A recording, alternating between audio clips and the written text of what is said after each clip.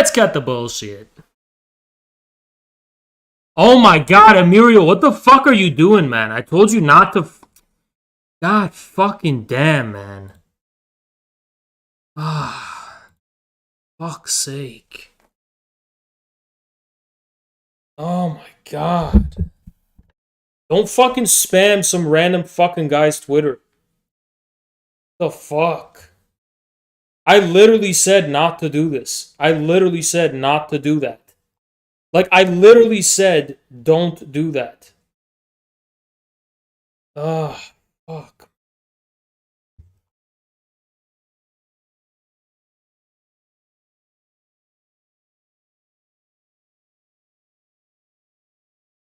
No, it's okay. It's okay. He didn't know. I don't think he knew. He didn't know. He didn't know. It's not his fault. It's my bad. My bad. I told it to the mods, but I don't think Emilio's in the mod chat. But I'm gonna mod him again, okay? Emilio, can you type in the chat? I just put him in timeout. Fuck.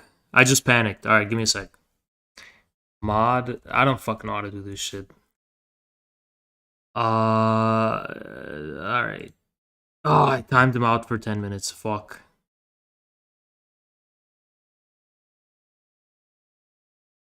Alright, alright. Alright, it's okay, it's okay.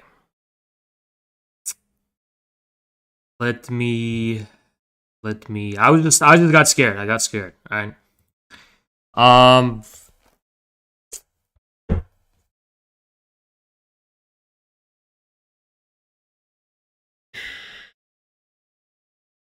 Alright, as soon as it expires, I'm gonna mod up again. It's my bad. But yeah. Because that's the only way you can mass delete messages. It's the only way. I didn't mean to, like, time them out, but it's the only way you can mass delete stuff. Alright, forget it, forget it. Alright.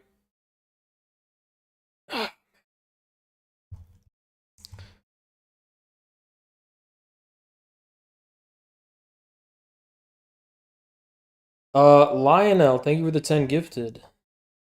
Appreciate that. Alright, let's get right into this. Alright, everybody shut the fuck up, okay? Just shut up. Just shut the fuck up. We're done, okay? Stop saying free. I don't know how to fucking do the... I don't know how to undo the timeout. I don't know how to do it. Okay? Unless you're gonna fucking explain and walk through how to fucking do it. I don't know how. So shut the fuck up. Okay? Fuck's sake. Just wait the 10 minutes and I'll fucking make him mod again. Alright? Amirio owns like a share of this stream now, okay? He's literally one of the shareholders. So, alright, give me a sec, okay? Hello! So I didn't get the haircut. But I found out that if I just took a shower, and this is bed hair, right? If I just took a shower, it'd be fine. The problem was, like, when I got my haircut, he was trying to style it, and it made it, like, puffed up or whatever, but, like, you know, this is fine. This is fine, alright? So I'm going to get my haircut next week, and I'm going to do it before I leave LA. But, yeah. Alright, here we are. I'm going to do it right before I leave LA. So, that's that. Anyway, today we've got a lot of things to talk about.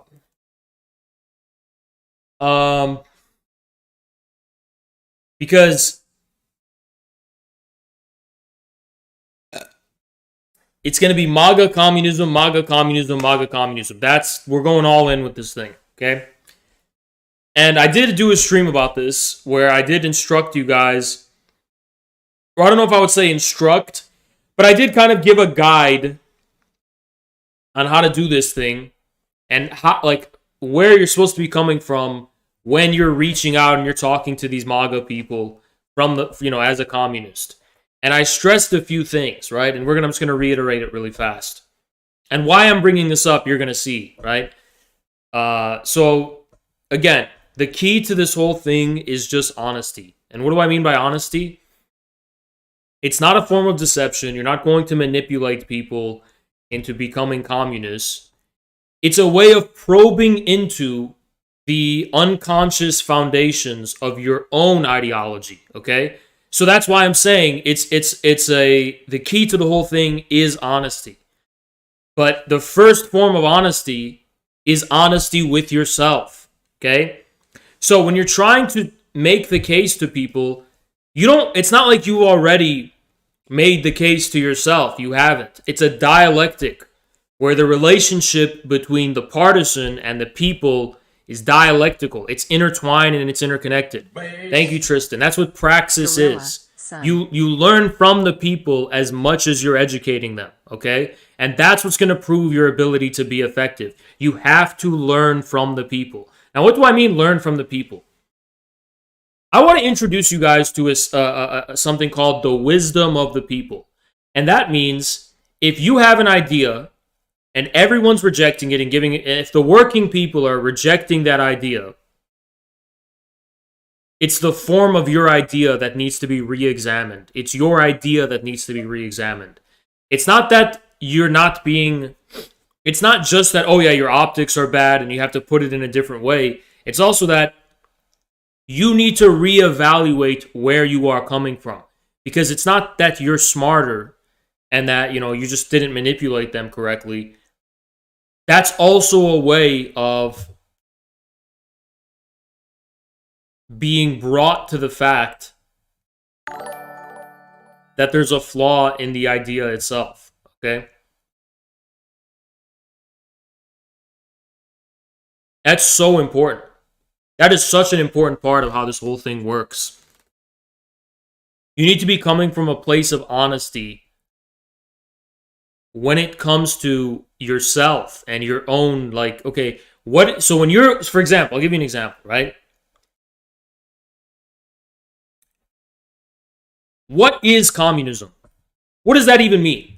What is communism, right? You don't have all the answers as far as what communism means. Actually, what communism is going to look like is going to be the result of a dialectical interaction between the political partisans and the masses. You think that Mao and the Chinese communists had a plan for what communism was before the fact of immersing themselves in the masses? They didn't.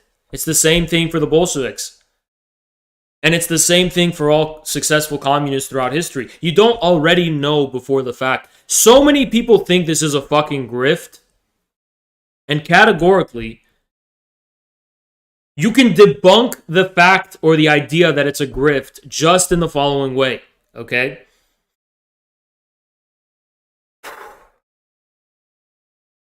In the case of a grift, you have preconceived end goals and plans, and you're merely using people in order to realize your end goals and your plans. That's what a grift is, okay?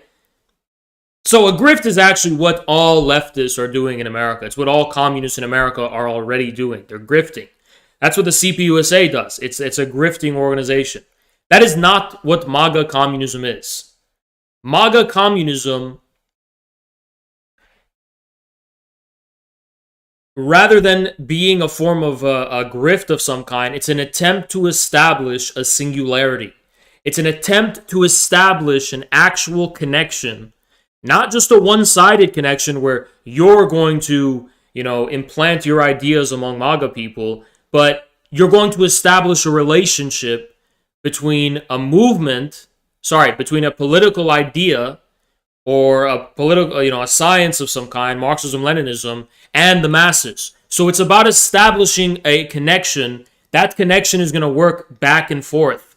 You're not just going to be here imposing some ideology on people. It's going to be a back and forth dialectic. And I know I stressed that before, but it needs to be emphasized to an even greater degree right now because we are facing a lot of backlash and propaganda and attempts to attempts to confuse and obfuscate what MAGA communism is from all sides. Okay, from the left and from the right, the gatekeepers on the right. And when I say gatekeepers on the right, I'm not talking about normie rightists. I'm talking about like the extreme far right ideologists, like Bronze Age LGBT people, whatever. Like both of these forces are positioning themselves against MAGA communism and are acting as epistemic activists. Based. Thank you, Emila. Appreciate you. The Sophia_based. Yeah. We don't have to mention that, but yes.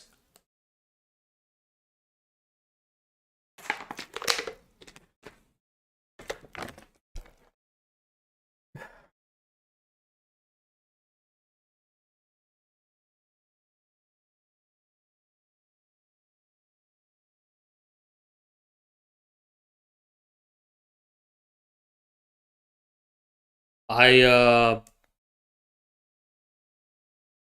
gonna see why I'm doing this in a second.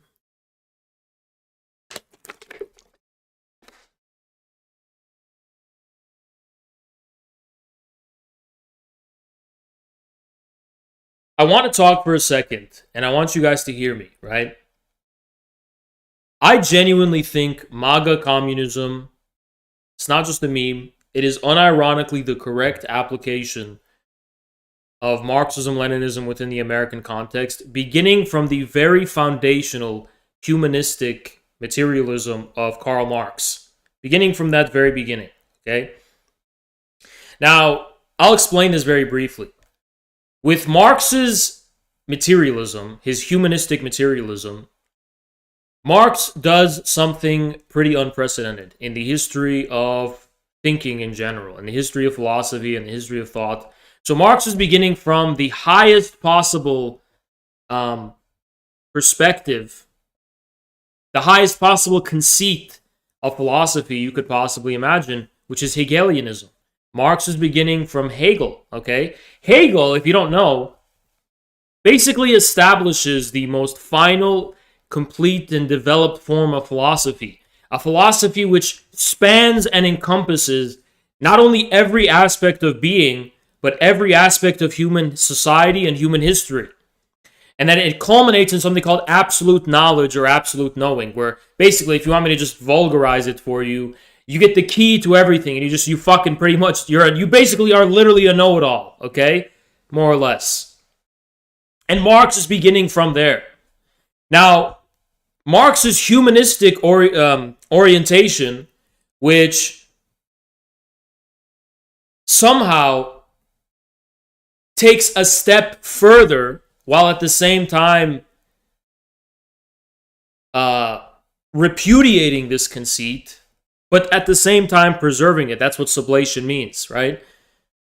He does something really unprecedented. Marx takes a risk, okay? Marx takes a risk that no philosopher in the history of humanity was brave enough to take. And that risk was the following. Marx risked the fact that the highest insight of the highest conceit of human thinking in the form of the highest development of philosophy, which is Hegel's philosophy. Marx risked that the essence of this insight is somehow related, and not only somehow related, but even somehow identical in essence with the lowest and most debased form of humanity's existence. So to reword that, Marx takes the risk. Imagine you reach heaven, right? And you reach the highest point, possible. And you take this risk. You take the risk that the foundation of heaven, it's not just on a cloud, it's on earth. And you take that risk. And if you're wrong, the whole fucking thing will collapse. But you take the risk anyway, because you want to bring people up to heaven, or you want to bring heaven down to earth, I should rather say. So this is the risk Marx takes. He takes this risk that instead of finding refuge in the purity of thought, the highest logos of philosophy, the highest reason of philosophy, right, lies at the bottom, in the actual material, real existence of humanity. the real, living, breathing existence of humanity. And this is the risk that Marx takes. And it's the foundation of Marxist humanism. Marxist humanism is not an ideal humanism like the humanism of the Renaissance. It's not a humanism which says, it's not like the the Da Vinci, what is that fucking guy called? It's not like the Da Vinci, whatever that fucking, that picture, that symbol of Renaissance humanism. I forgot what it is. That's not what it is. It's a humanism according to which the moment that the moment of the greatest alienation in humanism, think, thought, whatever you want, spirit, is directly united with the material and base level of humanity. Yeah, the Vitruvian Man, that's what it is. The Vitruvian Man. It's not like the Vitruvian Man. It's not an ideal humanism. It's a humanism that basically says the basis of your thought, for example, the basis of philosophical thought, the basis of the highest development of religion, philosophy, whatever you want, that lies in the real existence of humanity. So this is Marxist humanism. It's a humanism of risk, basically. Because these things are in no way immediately or self-evidently united. These two things, right? These two aspects of being, right? Philosophy on the one hand, you can call it whatever the fuck you want. You can call it philosophy, you can call it ideology. It doesn't matter, right? But it's something abstract or ideal or separate from the real world, right? Marx risks this in its opposite and in its real premises. But for example, if you're a skeptic or if you're an agnostic or if you're a disbeliever of some kind, if you risk a conclusion in its premise, you're risking the possibility that you're not going to redeem that conclusion, that the conclusion is basically going to be pissed away and lost. If you don't have faith and some kind of fundamental belief in the people, if you don't have belief or faith in the people, then rather than have the essence of that beautiful insight you're finding refuge in be returned and reflected upon you in some kind of way, what is going to manifest and what's going to appear is a complete disconnect, right? Which, by the way, that is the foundation of bourgeois ideology, politics, and the rest. It's based on this fundamental disconnect between the ideal and the material. And they are constantly looking for ways to affirm this disconnection. And one of the ways that they kind of celebrate or affirm this disjointedness and this lack of a connection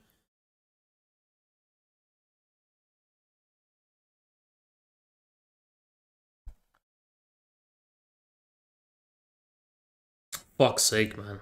Fuck's sake. What a fucking disaster.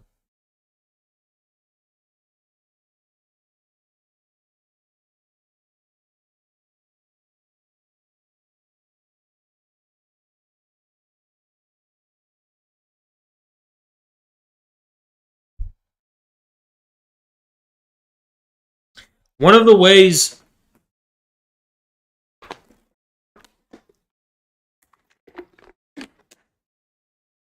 I see the problem now. I see why my background fucking sucks. Because those fucking curtains. I don't know how the fuck that happened. There we go. I don't know how the fuck this camera, those ugly fucking curtains. That's what's been bothering me.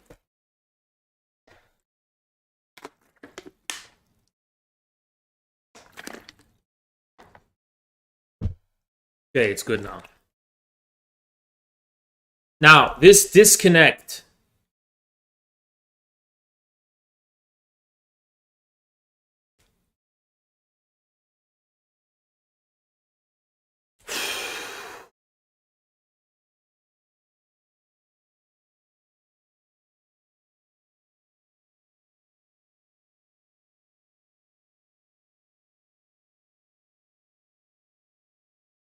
This disconnect, or the insistence upon the impossibility of the unity of the world of humanity, that is the basis of bourgeois ideology. That's the basis of all of the bourgeois cynicism and this kind of, even the supposedly anti-utopian pretenses of bourgeois ideology. Oh yeah, if you try to make the world human, it'll just become a shithole or whatever, right? This is what it is. It's this. Let me try to you know what? Let me actually condense this in a way that will be intuitively relatable to you. Okay, it'll be able to relate to you intuitively. So, why do people fear getting their heart broken? Why does a person fear? And Marx actually uses this as an example, by the way. But why do people fear getting their heart broken? Why is that? Well, the reason is simple. Because you're risking yourself in some kind of way. You're putting yourself on the line and you're putting yourself out there.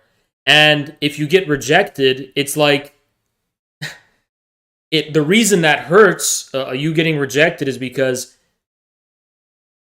you don't have any proof in some other person of your own humanity. You don't have any proof of that. You don't have any validation of, the fact that there's some kind of connection between yourself and the world. And Marx actually uses that as an example.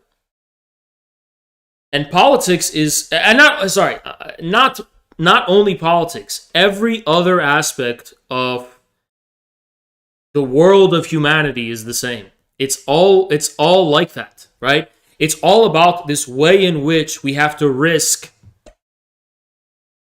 something for which we have no prior knowledge or guarantee in its opposite and in some otherness.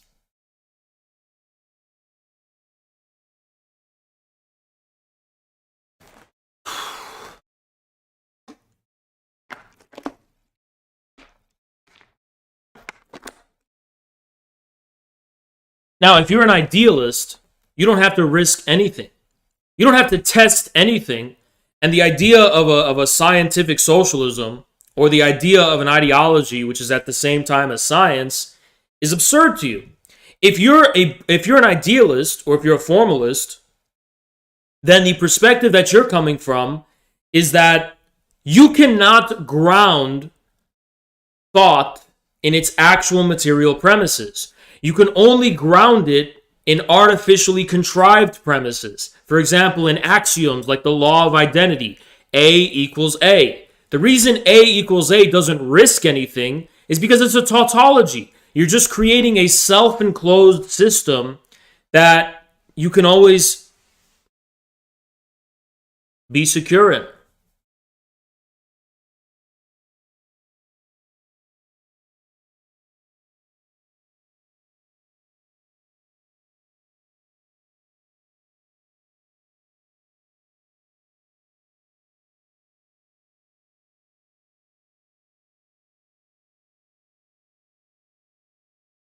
So communism from the outset is entailed by some kind of risk, some kind of fundamental risk.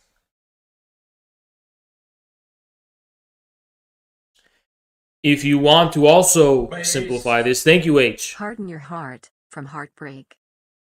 Thank you, H. Appreciate you. If you want another example of this, I'll give you one that you're probably familiar with.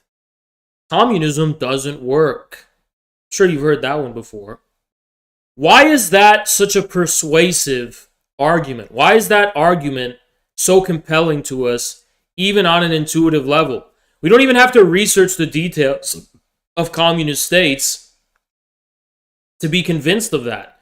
Why? And why is that? Because on the one hand, you have an ideal, supposedly, I'm just saying this is how we're thinking about it. We're having a good and nice ideal, something that we are upholding as...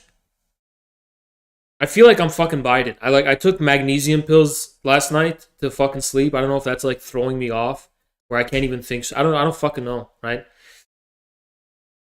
Because we have this idea, communism, and it's a nice idea. And the reason it's a nice idea is because it's an idea in which we find our morality and our humanity and our longings and our expectations satisfied, right? In a communist world, there's no injustice, there's no crime, there's no inequality, there's no this, there's no that. So it's like a good idea, literally, right?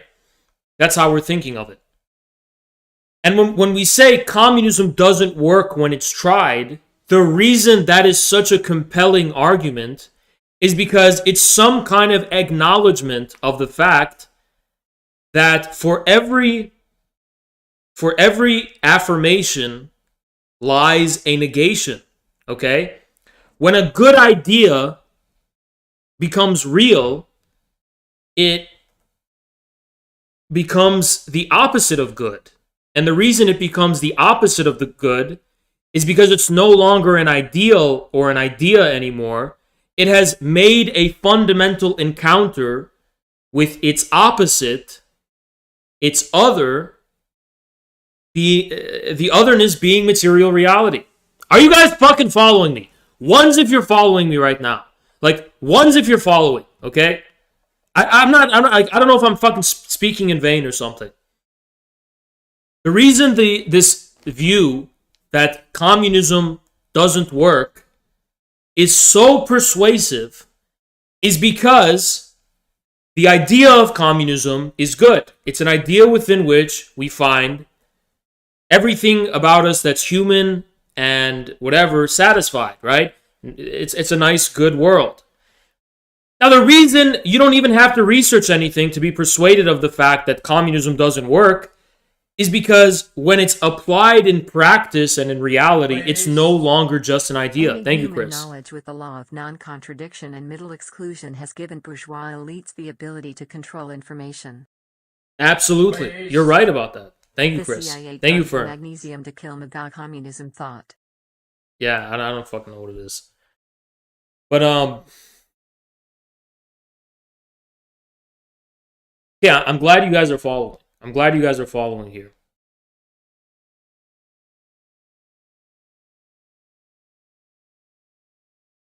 So communism has never been tried is another cope that people do because they're preserving the good ideal.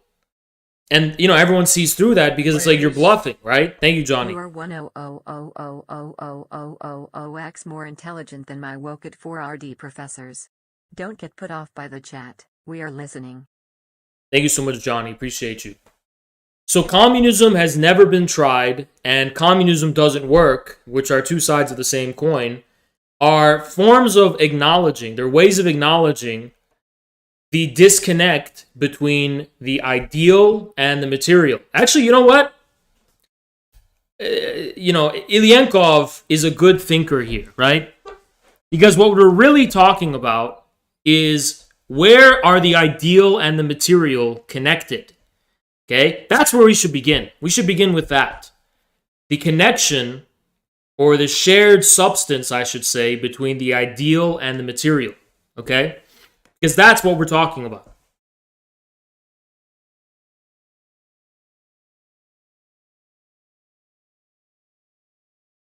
So, since we're talking about the question of the unity of the ideal and the material, before we can even acknowledge that fact, we have to acknowledge there's a separation between them. The ideal and the material are not immediately united. If they are united, it's not in an immediate way. So, to recap, on the one hand, you have some kind of ideal. On the other hand, you have the otherness of material reality, the confrontation with which produces the affect of negation. if you guys don't know this, Hegel is not someone who doesn't acknowledge material reality. He does. But for Hegel, the material world is the world of negation. Materiality is a world of negation. It's where the positive idea becomes negated.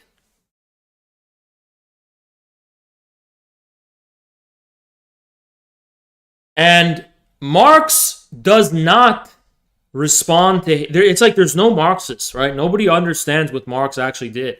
Marx doesn't respond to Hegel just by saying what the English empiricists were basically doing, which is that, oh yes, the empirical world, the negation is the only real thing. All your ideals, all of this ideal good and positivity, this notion of unity, this is all bullshit. All you have is this cold, debased, cruel negation in the form of the material world. The cold, hard truth, right? But that is not where Marx was coming from. Rather than Marx simply emphasizing the middle, I don't know what you would call it, the middle term in the kind of thesis, antithesis, synthesis, the Hegelian triad, 1, 2, 3. Rather than Marx just finding refuge in 2, Marx establishes a complete shift of where these terms are mapped onto. So Marx preserves the dialectical structure of this triad, but instead of the synthesis taking the form of knowledge or taking the form of thought, for Marx, the synthesis, the positive being, in other words, really does exist at the level of real human material world. So the way in which human beings are actually and really reproducing themselves through labor and reproducing the conditions of their subsistence, that is the site of positive being. So the world of man and the world of humanity, engaged in the process of its own reproduction, in actuality, not in any ideal sense, but in actuality. For Marx, that is the synthesis. So he just changes the site of material being. He doesn't just, in contrast to Hegel, emphasize material being as real at the expense of the ideal. For Marx, the site of material being, at least as far as the dialectical logic is concerned, shifts to somewhere else. Namely, shifts to the third term, which is the sublation, or the synthesis, as people like to call it.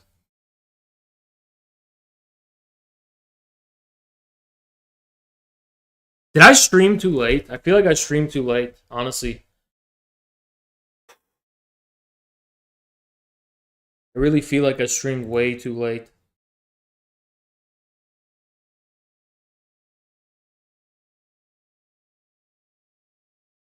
Oh, man.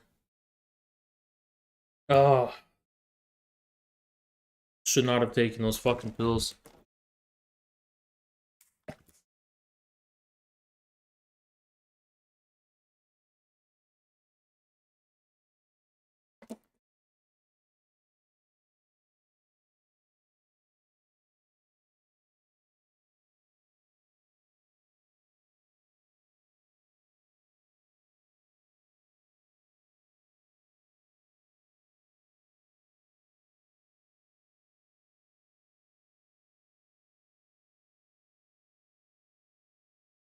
Okay, to continue.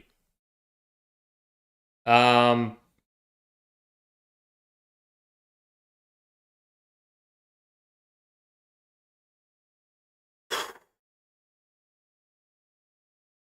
can I say except people are fucking retarded? What can I say except that? I've got to the point where I don't understand it. I'm trying to, you know what the problem is right now, guys? The problem is that I'm being so fucking charitable. And it's like, why am I fucking doing it? Why am I going through this crash course in philosophy and doing all this shit that nobody even appreciates, by the way, when it's like nobody fucking cares? We live in a retarded fucking world, and I don't know how to respond except what should I fucking say? What do I even fucking say? Here's what I have to say. I'm too smart for people. I am. I'm just too smart for retards on Twitter. And what am I talking about? I'm going to show you what I'm talking about in a second. I'm too smart for this fucking shit. I just am. I don't know how to dumb myself down to understand the level of mental retardation that compels people to think that this is a good point being made. Because 15,000 people have made it very clear that MAGA communism has failed in their minds. And I'm going to show you why they think this. And what I'm trying to develop this, I guess this like in-depth philosophical understanding of Marxism. But it's not like anyone gives a fuck about that. People are just going to say, oh, Haas is just doing schizo ramblings. So nobody fucking cares about that. So it's like, why am I even doing this, right? I'll show you what I'm talking about. And this actually pisses me off. It's been pissing me off all fucking day. I am so fucking baffled. Like, I honestly don't know how I can keep having faith in humanity in general. Like, I actually feel like the guy in Idiocracy. That's how fucking stupid this shit is when I show it to you, okay?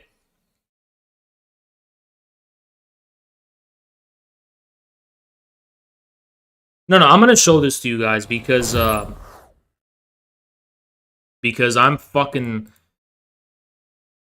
just so baffled by this shit. I can't fucking believe it.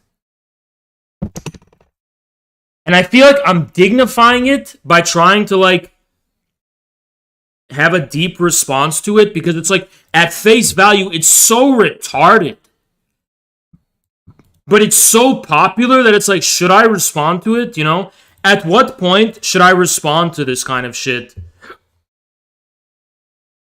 Just because it's popular.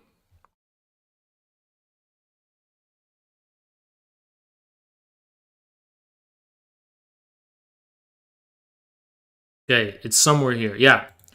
Spreading MAGA communism over on Truth Social seems to be going well. 15,000 likes.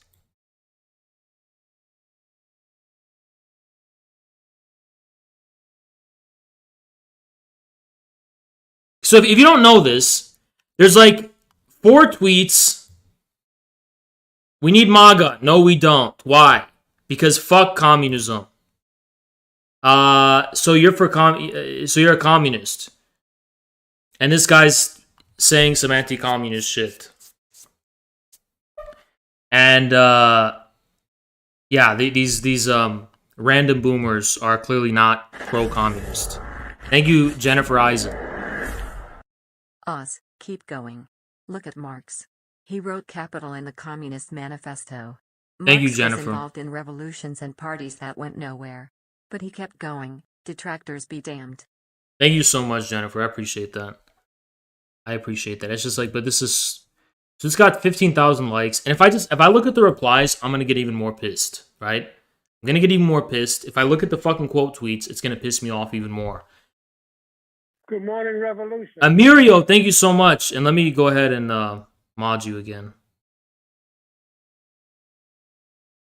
Okay. Based. This tweet must be botted. I refuse to believe there is that many regards. Amirio, you have to type in the chat. In the chat means I am trying to absorb what you are saying. Thank you so much, Johnny. Amirio, you have to type in the chat for me to mod you.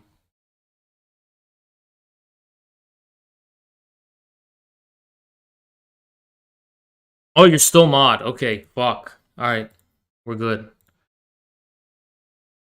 So yeah, 15,000 likes. And this proves the MAGA communism thing. The whole endeavor is pointless because of these screenshots. And 15,000 people are satisfied with this conclusion. They're like... And by the way, this is not just the left. These are also the BAP, whatever right is. Thank you, Chris. To this situation shows there is a real effect. Sure, the introduction is harsh and even violent, but the inception has occurred. These ideas didn't exist before your effort. Thank you, Chris Moore. I appreciate you so much. So there's the gatekeepers on the right, and then the left. They're both uniting against MAGA communism, and this has disproven MAGA communism, right? and 15,000 people very smugly and in a very self-satisfied way click the like and retweet button on this because they find this very significant.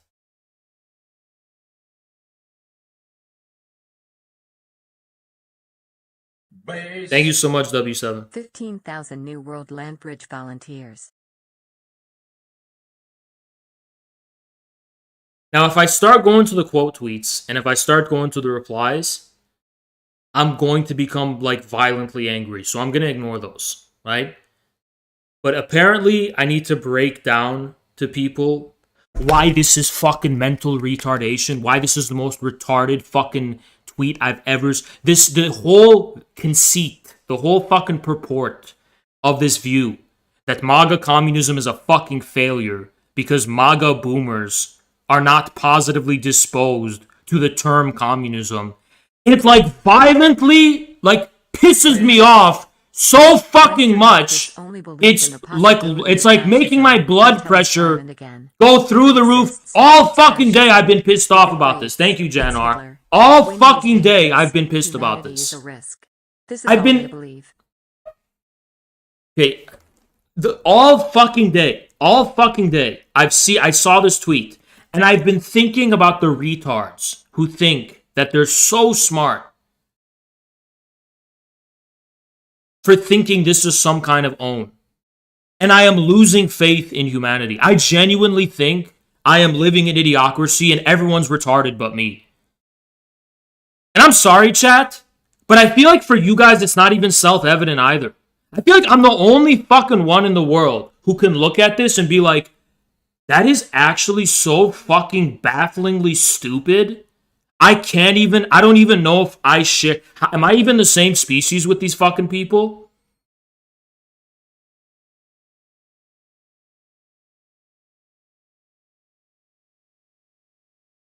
Okay.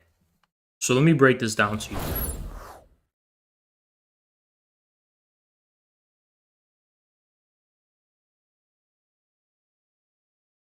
I have to have patience. I'm just praying. I'm praying right now. I'm like trying to pray to calm myself down.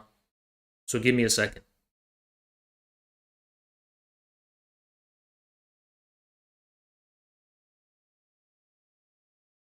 Okay.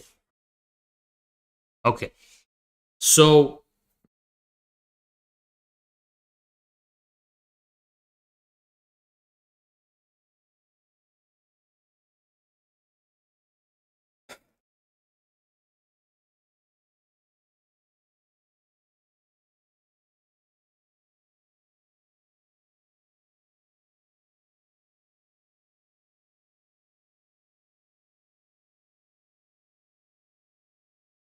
I am just shocked. I'm literally baffled. I'm literally trying to like speak like retard so that this can be something that maybe can be clipped and shared with these people and actually be intelligible to retards. So I'm just trying to think.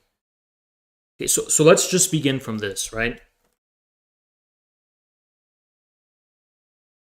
Whether MAGA communism succeeds or not is not going to be proven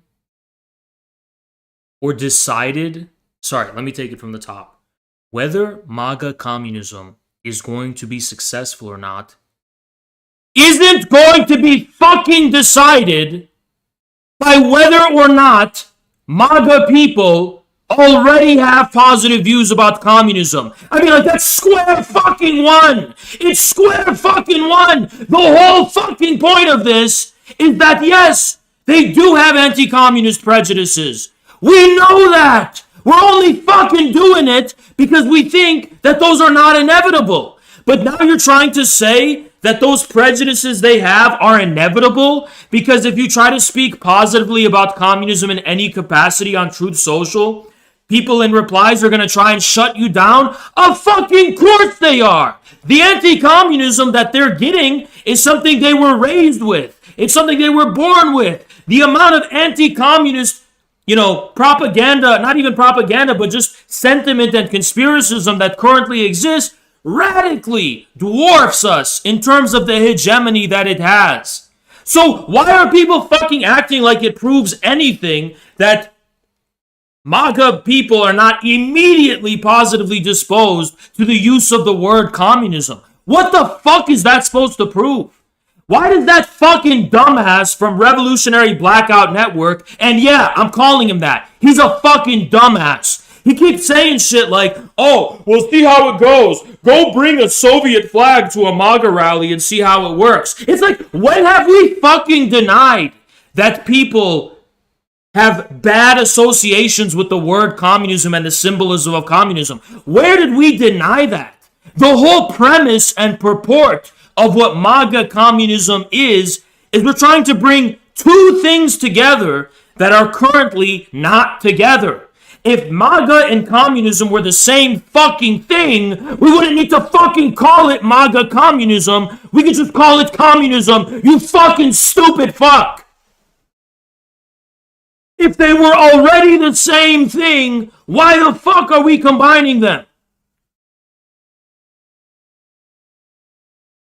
And it pisses me off because people have gotten this fucking idea that the rank and file and the base of a communist movement are going to be the people who spontaneously and in their immediate circumstances are most positively disposed to communist propagandists and the presentation of communist ideas. So basically that means that professors in fucking liberal colleges are the true revolutionary subject and workers aren't, because it's easier to convince the glasses-wearing petty bourgeois fuck that communism is good than it is a fucking worker. And that's actually how this... you know what? I'm fuming right now. My blood is fucking boiling because the entire so-called fucking communist movement in this fucking country has made a map of American politics exclusively based on how well received their message is. So they have updated and they've attempted to revise, and this is since the entire fucking New Left. They completely revised Marxist theory and communist theory around how well people received their message. So they went to the workers, and the workers kicked dirt in their face, and they said, fuck off, bitch. So they said, oh, you know what? Workers aren't revolutionary anymore. But then they went to fucking crackheads. I don't fucking know. They just went to these extremely marginals, punk rock, fucking crackhead, whatever, sexual minorities, and no, they're positively disposed to communism. So that must mean those are the revolutionary subject. Oh, college kids are positively disposed to this communist idea. So that must mean they're the revolutionary subject. No, you fucking bitch. You're fucking corrupt. Your ideas are wrong. The problem is you. You are not being self-critical. It's not the workers who are at fault. It's fucking you. Thank you, Ann Commissar. Now they're going to clip you out of context and say you were reacting to the MAGA people. I know they are. Listen, I don't give a shit anymore. I don't care. I have lost faith. I have lost faith in the ability for these people to be even minimally human. I know, and you can clip this out of context too. I know they're going to clip me and be like, oh, Haas is mad because people on Truth Social aren't positively...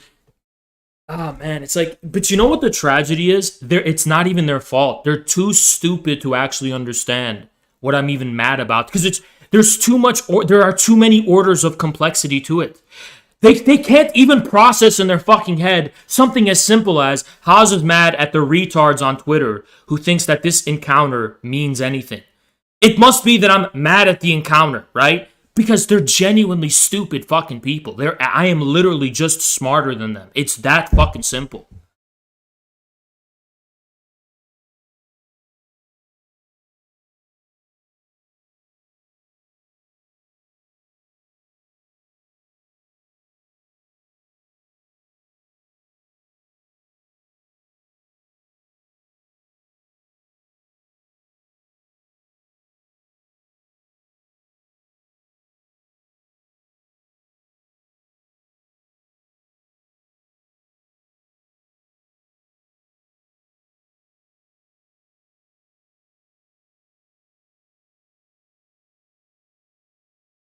So people went on Truth Social and experimented with trying to, use the word communism in a positive light, and people weren't having any of it. What a fucking surprise. What a fucking surprise when we don't have hegemony. But what if the whole point of what MAGA communism isn't that you know what? It's like leftists. Am I speaking in vain? Does anyone even understand what I'm saying?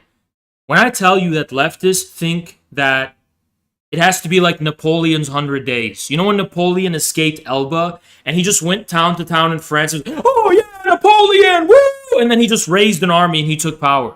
So they think that if that's not what we can do, that means our effort is in vain. We have to be like Napoleon's 100 Days, where we're just going to immediately go to MAGA people waving communist flags, and we're going to give some lip service against the globalists, and we're going to give some lip service toward their views, and then they're just going to rally behind us, and it's going to be that fucking easy and that simple. And if we can't do that, that means the whole thing is a joke and it's stupid. Because MAGA people don't like communism, Haas. I don't think you know what communism is. Oh, but liberals are more positive to communism. Anna Kasparian is more positively disposed to the word communism. That means Anna Kasparian's the revolutionary subject. That's literally how communist parties in this fucking country have mapped out politics, by the way. Who is more receptive to their message? Yeah, don't be self-critical about your message. Don't question your own message. Blame the masses, not yourself. Intentional liars. It's even worse. Yeah, I know. I know. They do it on purpose. They keep just lying and lying and lying to demoralize me. But it doesn't fucking work. Does it piss me off? Yeah. I hold grudges. I'm a guy who holds grudges. So if you just want to piss me off, sure, I'll put you on my shit list in my fucking head if that's what you want so fucking bad. But I'm not going anywhere, by the way. So it's not like you're stopping me. You're just putting yourself on my shit list. Thank you, Ruptured Thought. Understand it or help. The Twitter leftists are trying to violently wake up the passed out subject.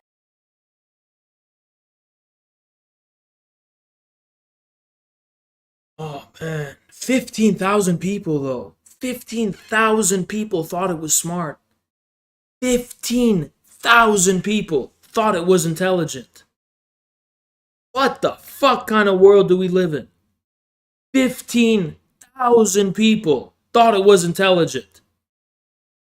And they thought that it proved something, right? Ain't that fucking crazy?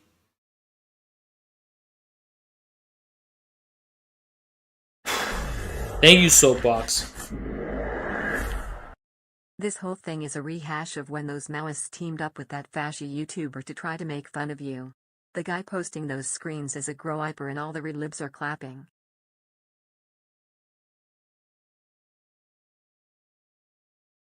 I know, I pointed this out before. They're all connected. I mean, they're united.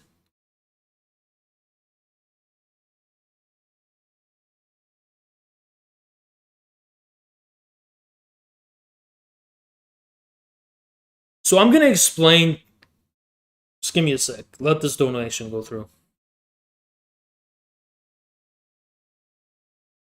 Thank you, Johnny. Appreciate you. MAGA people are still more advanced than these leftoids anyway. Remember those clips of MAGA people? Bush was a Nazi and 11 is a good guy. But I want to explain something to you guys, right?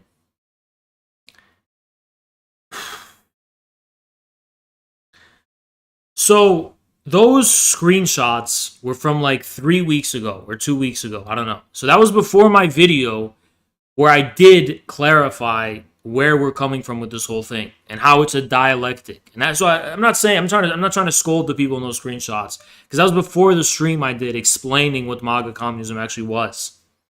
But to be clear, I just want to give you guys some common sense, okay?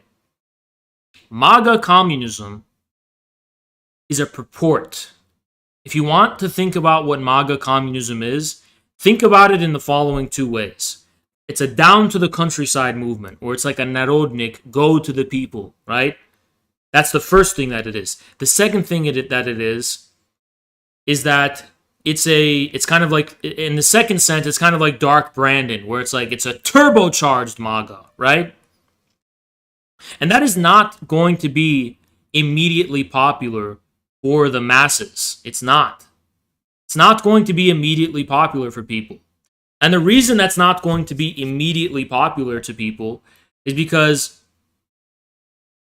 the word communism and what people associate with the word communism is defined,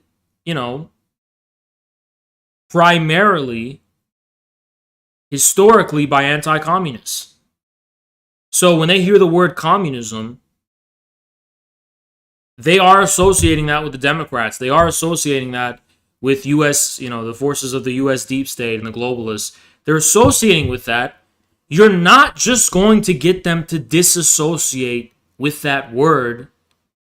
You're not going to just get people to disassociate the word communism with those people by just outright expressing partisanship that you're also against those same people and you are a communist. So, for example, just because you say, hey, I'm a communist, I also hate the globalists, and we're fighting a common enemy, that's not going to be enough to change the association of the word communism.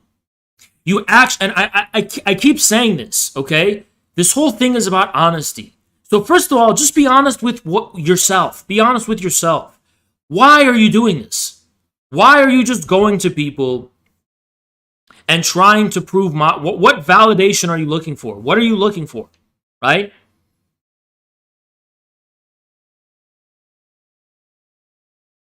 Be honest with yourself and what you're doing. Because what it seems to me like is that this impulse, which is an impulse everyone as a human being shares, right? Every modern human being has this impulse, where if you have an ideology, you want to see that ideology reflected back upon you immediately in a validating way. You want to see it you want to see the fruits of it immediately reflect back upon you in a validating way. And for as long as it doesn't do that, right, you're going to create the friend-enemy distinction on the basis of how successful. You know what, Light, dude? Destiny just is don't fucking just say,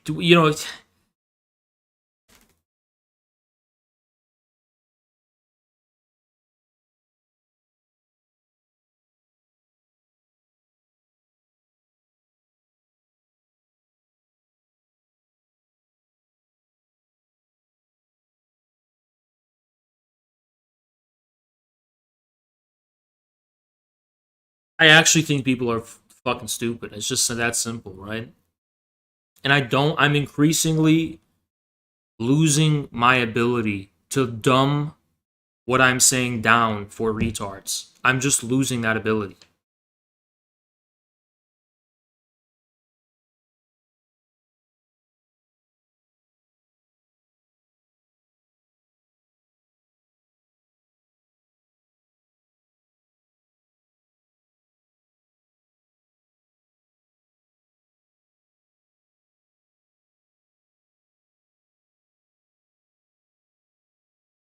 I forgot what I was even saying.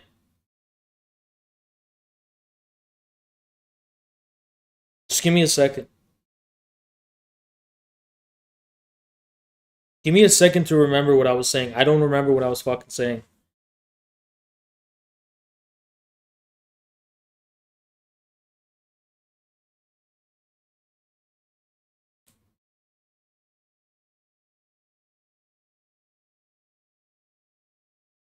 Ah.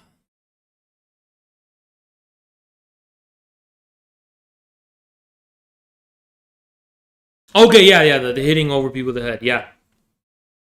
So, as human beings, when we have an ideology, we want to see the world reflect that ideology back on us in an immediate and validating way, right? So, if you have the MAGA communism idea, you want the fruits of that to be born very immediately. So what you want to do is you want to go to MAGA people and say, oh yeah, hell yeah, and they're going to join. It's just going to be like Napoleon's 100 Days when he escaped. from Elba, or I think Elba, right? Where he escaped from Elba, and he was immediately received, and it kickstarted, and it immediately took off, right?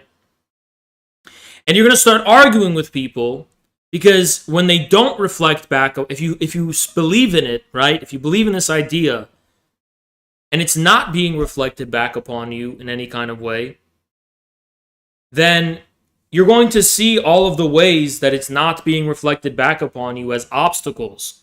And you're going to see these as obstacles that are getting in the way of the ability for your idea to be fulfilled. Okay?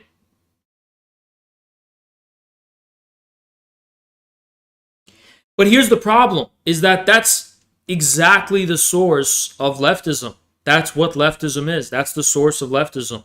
That's the source of the, normal American so-called communists.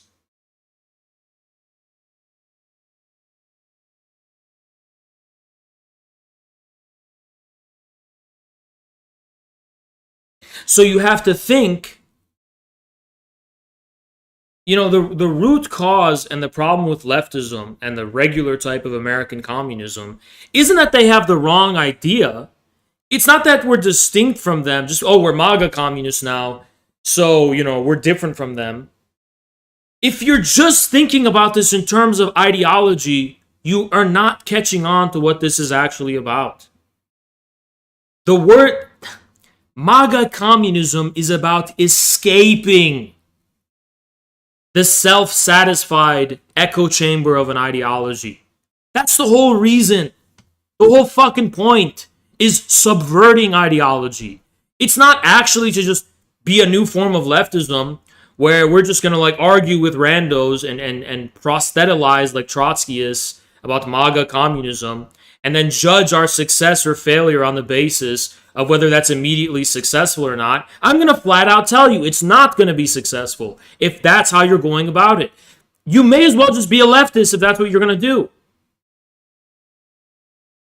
If you're going to be a MAGA communist, that means you have to reevaluate your premises too.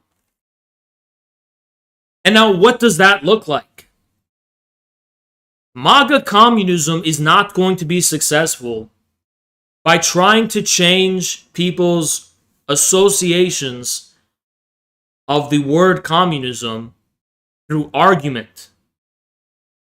Arguing with them isn't going to get you anywhere, and I'll tell you why. If you argue with MAGA people, or if you argue with strangers about communism, it's your word versus theirs. And at that point, they're saying, hey, I watch BitChute, I watch Alex Jones, and I watch this, and I watch that. I'm educated. And you're trying to tell me I'm wrong? No, it's you versus them at that point. Why should they trust you? What authority do you fucking have? None. Okay? What you're trying to do is take a shortcut. You're trying to take a shortcut. And that's what leftists do. They try to take shortcuts because they don't have the ability to prove themselves in actual reality. So they try to blackmail people based on the pure validity of an ideology.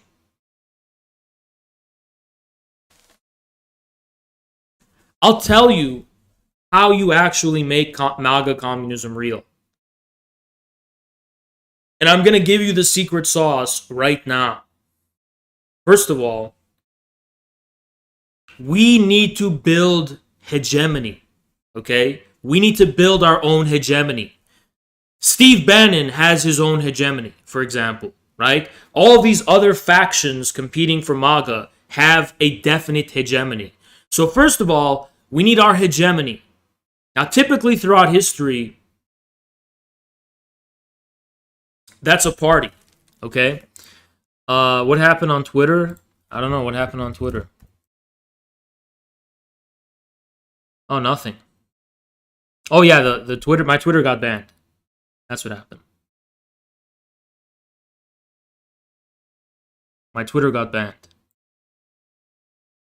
What's up, Vi?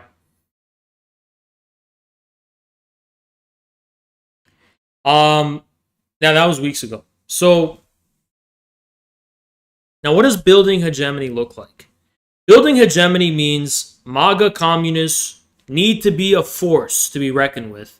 We need to be some kind of power. We need to be some kind of real thing in terms of a community and in terms of, a school of thought, if you will, who are producing media, who are producing propaganda, who are producing educational content, who are debating, not random boomers on Truth Social, but debating other ideological figureheads. That's what hegemony means, okay? So first, we need some form of hegemony. We need some kind of hegemonic pole, first of all, okay? If you don't have a hegemonic pole, based on what authority? What authority are you speaking on behalf of? If you are just going on Twitter trying to convince boomers to be sympathetic to communism, where are you coming from? Right? Is this just yourself, your own personality? Well, it's your word versus them. Good luck, right? So you need to be coming from somewhere. If you have some degree of hegemony, you could just be like, they will see you and they'll recognize you. They'll be like, oh, you're one of those MAGA communist people. Okay. So they're going to attach you with a reputation. And that reputation is going to have some degree of authority. Even if they have a bad reputation, it still has a reputation.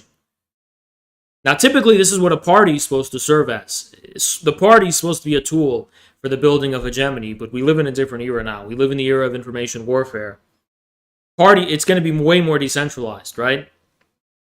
So that's step one, okay? Step two, and this is related to how you build hegemony, but step two is very important, okay? With step two,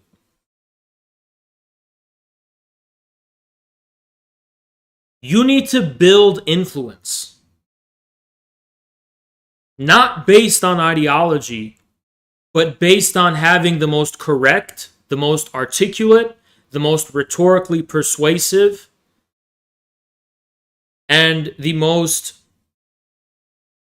even entertaining insights. You need to build influence. You need to build your own reputation. You need to actually prove you have something to offer to the table. Now, people are not going to be immediately positively disposed to the word communism. But if you show you have something to offer by articulating people's feelings about things, your own center of gravity is going to be enough to change what they're associating the word communism with. And since this is the movement, the more of you that there are, the more that builds the hegemony of communism, right? As an idea. And we're rooting ourselves in the MAGA movement. So it's a feedback process. If you're just going to argue with people, you're wasting your time. Instead of arguing with people, build actual clout and build a reputation among them. And you don't have to hide that you're a communist, but just prove you have something to offer other than being a communist. Don't just die on the hill of saying something like, communism is actually based, and, we're also against the globalists. Okay, that's fine. Why should anyone care, right? You have to prove, for example, that you have the best articulation of what's going on with the globalists, and so on and so on. You have to be a good influencer.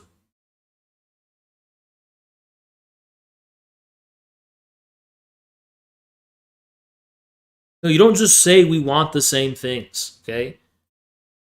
The point of MAGA communism isn't that we want the same things. That's not the point. The point is, they are the same things, just not in overt form. It's not, we're going to build common ground. That's fine too, right? It's actually more like communism is going to turbocharge what MAGA is.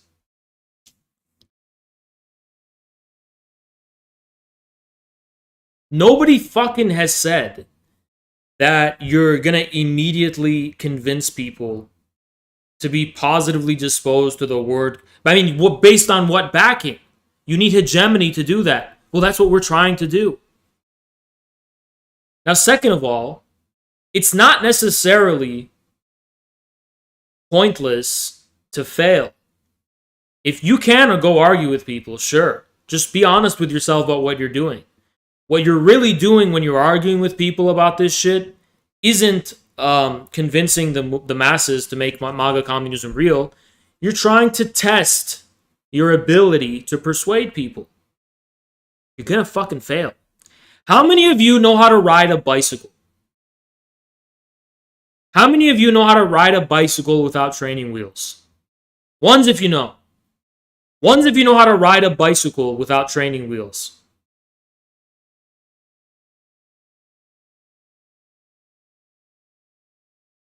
Okay? Well, by the way, that's something you have to learn.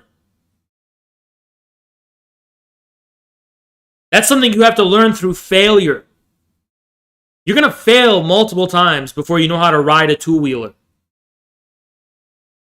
So that's why you have to learn. That's like every other thing in the world, actually, as a human being. By the way, even walking. Even in order to learn how to fucking walk, you're going to fall down like a dumbass little kid multiple times.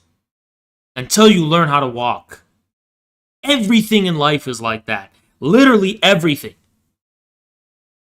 Even fucking knowing how to chew food is like that. Knowing how to use the bathroom is like that. Everything in life begins with failure. Literally everything. So there's nothing wrong with failing. The question is, how do you learn from that failure? Because let me tell you where these leftoid and rightoid retards are coming from on Twitter. Where they're basically coming from is that, oh, I've tried to talk good about communism to my MAGA uncle, and he would have none of it. So I'm going to determine my entire map of American politics and my class analysis based around who is more willing to hear me out.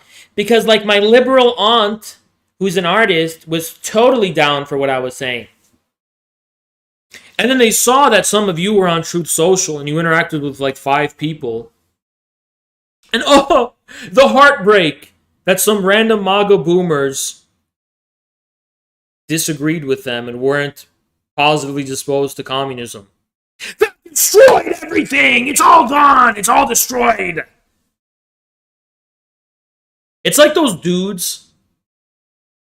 It's like those, it's like incels, right? Incels, they talk to a woman once, they get rejected, and then they go bury their head into the couch and start crying. And then they hate all women. Talking to women also means you're going to fail multiple times. Actually, you're going to fail most of the time. I've never met a dude who fails, who succeeds majority of the time. It's like a dude who is with a lot of women. For every woman that gets with him, there are 100 who rejected him. But I'm not saying it's even like that. I'm just saying everything in life is like that. You name it and it's like that. Even anything you can think of is like that. Like, even typing on your keyboard is like that. You don't fucking succeed at first. That's what learning means. MAGA communism is a purport. It's not a prediction, it's a purport. A prediction would be us saying that this is going to be immediately successful without any praxis. But a purport is a purport to engage in a praxis. That we want to unify these two things, even if that means we're going to have to learn how to do it along the way. We have that intention. We have that purport. A prediction is like, imagine this, right? Imagine you're trying to learn how to swim. Okay, and you have the prediction. All right, I'm going to have a prediction. Can I swim? So I'm going to go in the water and I'm just going to fucking drown. Oh, guess I'll never learn how to swim because I fucking drowned. I guess my prediction failed. Swimming, BTFO. But if you have the purport of wanting to learn how to swim, you're going to go in the water, obviously with someone that's going to help. And yeah, you're going to fail. But then after you fail, you're going to try again. You're going to keep trying. You're going to keep trying. until you actually get the hang of it. And the reason you're eventually going to get the hang of it is because you establish the purport. You establish the intention of wanting to learn how to swim, even at the expense of not immediately being able to do it. Do you know what kind of being has to immediately be able to succeed without failing? A fucking baby. Think about it. A baby, man, give me fucking chocolate milk. A fucking baby just screams and cries and whines until the thing that they want is directly in their grasp and directly in front of them. That's what babies do. They scream and cry, and if the thing is not directly in front of them, it doesn't even exist anymore. So for example, if you go in front of a baby and you have like their teddy bear, and you're like, ooh, look at Mr. Teddy. And then they're like, ah, yeah. And it's like an infant. And you throw Mr. Teddy across the room where they can't see it anymore. They're going to start crying because Mr. Teddy just died. He doesn't even exist anymore. You tossed him out of the universe. You tossed him out of being as far as that baby is concerned. It does not exist anymore. That's how babies think. And both the terminally online right and terminally online left are babies. They have that same mentality. If it is not immediately present, if it's not an immediate reality, it doesn't exist. It's nothing. All or nothing. There's no process of learning. There's no dialectic. There's no praxis. There's no purport of actually engaging in the world. The world, everything has to be exactly how it is right now, forever.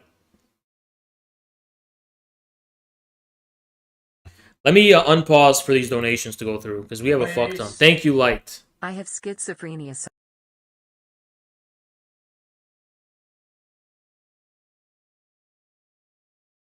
Thank you, the King. Westerners need instant gratification for everything. They lack Eastern values of patience. Yeah, true. Thank you, Light. Leftists project every ideology they dislike on MAGA. MAGA is somehow libertarian, fascist, and Christian nationalist all at once. MAGA is simply a rejection of the status quo of Bush's, Clinton's, etc. Thank you, Scott Fox.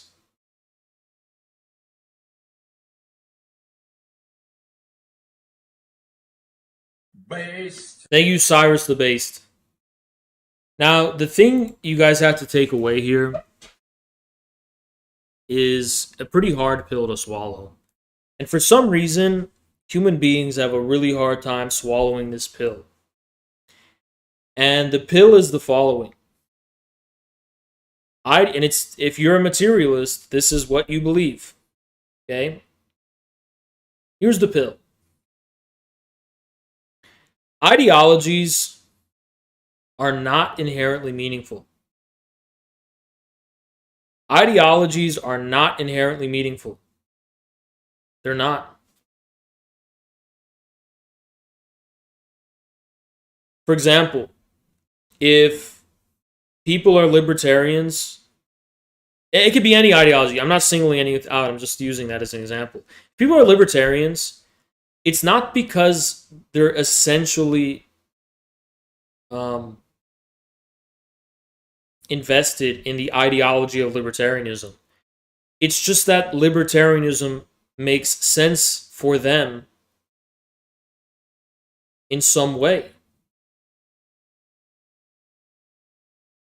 The way ideologies make sense to people isn't in the form of like taking this, isn't because they take the form of this like God, right? That has its own magical powers.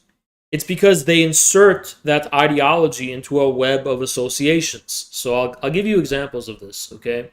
This is how all language works, by the way. This is how all ideas are, by the way.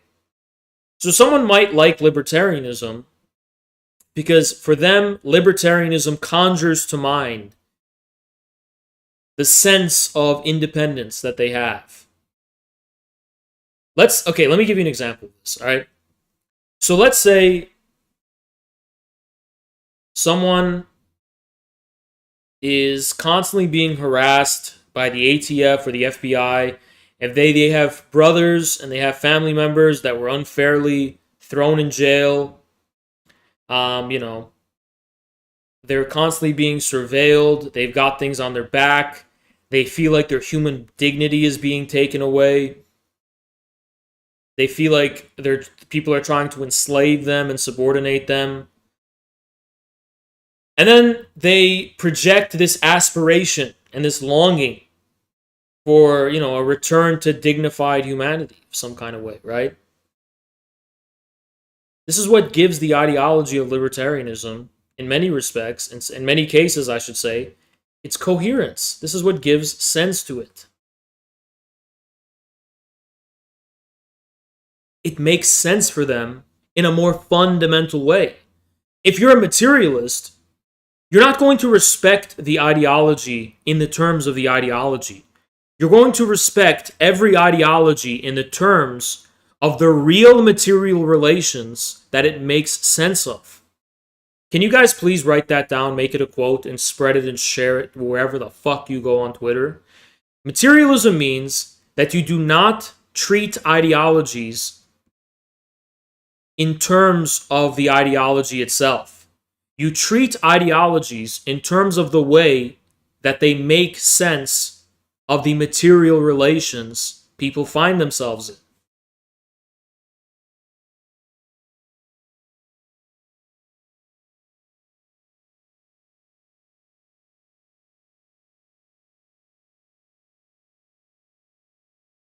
Now, does this also apply to communism? Yes, it does. What does communism make sense of in ways that other ideologies don't?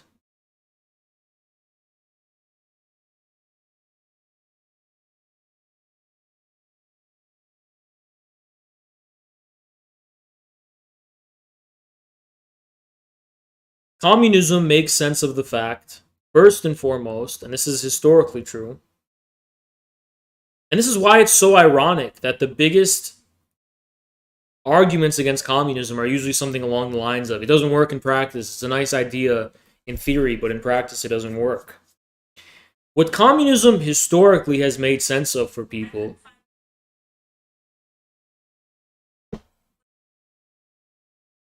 Shut the fuck up, Siri. Shut the fuck up, you dumb bitch. How do I turn that off? I didn't turn Siri on.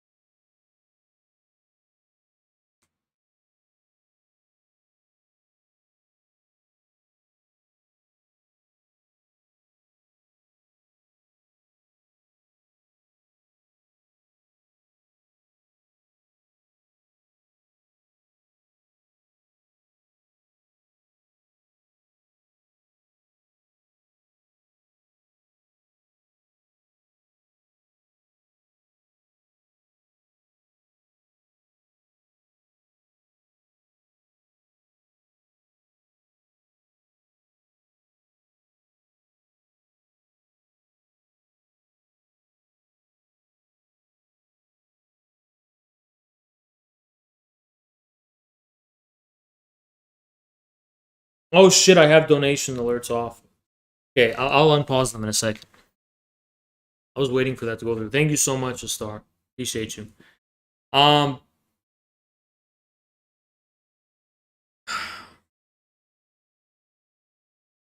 What's so funny about this association of communism as being something that works in theory but fails in practice is that the historical source of compulsion that communist ideology has on people does not lie in some naive view that it's going to solve all of their problems or it's going to somehow make the world ideal, right? It's going to turn the material into the ideal. Actually, the thing that communism makes sense of, which other ideologies fail to do, is it makes sense of the very failure of ideology. Communism, at least in its Marxist-Leninist form, makes sense of the failure of, for example, the modern state to satisfy the necessities of human life. Communism is a declaration, for instance, that there are these material necessities of social life and of human beings, right, that are somehow not satisfied by the ideal. And that is the purport of communism, basically. The purport of communism, what communism makes sense of, in a sense, is a lack. It makes sense of, for example, the lack of commons, the lack of some human need that we have. For example, the human need for belonging, the human need for shelter and food and a roof over your head, the human need for a dignified way of life, the human need to be satisfied in a way that an ideology can't do. Okay? And that's what, very vaguely, that's what communism means. That's what it makes sense of. It doesn't satisfy some naive longing to be satisfied in an idea. It satisfies the longing to be satisfied in a reality that is other than the idea. The reality which is other than the idea is what? For example, it's the economic sphere of relations of production, for example, which is primarily, historically, communism was dealing with that. It's communism from the outset was attached to some form of materialism. And when I say some form of materialism, by materialism, all I mean to say is in some kind of acknowledgement of a reality or a sphere that cannot be satisfied by any modern ideal, right?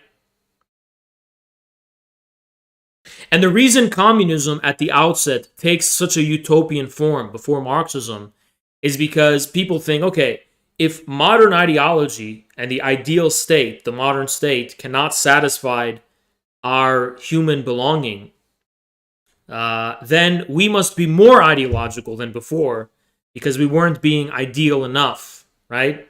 That's why at the outset it takes this kind of utopian form. But from the outset, communism is defined by an inadequacy of ideology. It's not defined by anything other than itself. That's why I think communism is probably not an ideology in the proper sense of the word. As Marx put it, communism is not an idea, it's a real force. Wherever you find a force which sublates the present state of things, that is communism for Marx. It's the movement that sublates the present state of things. Why did Marx say that? Because if the present state of things is being sublated, it is being done so in a way that comes at the expense of any ideology or any ideal. Remember, a state of things correlates quite exactly to an ideal. It's a state. Ideal doesn't have time. Ideal doesn't even have really space. It's a state. It's a steady state, right? Even movement comes at the expense of an ideal.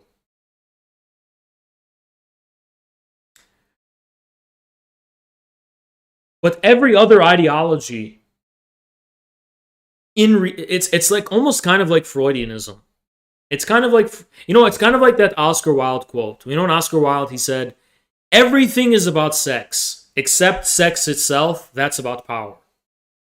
Or how Freud will say, everything, all of your dreams and aspirations are secretly about sex. Something like that, right? But what is sex itself about for Freud? It's not about sex.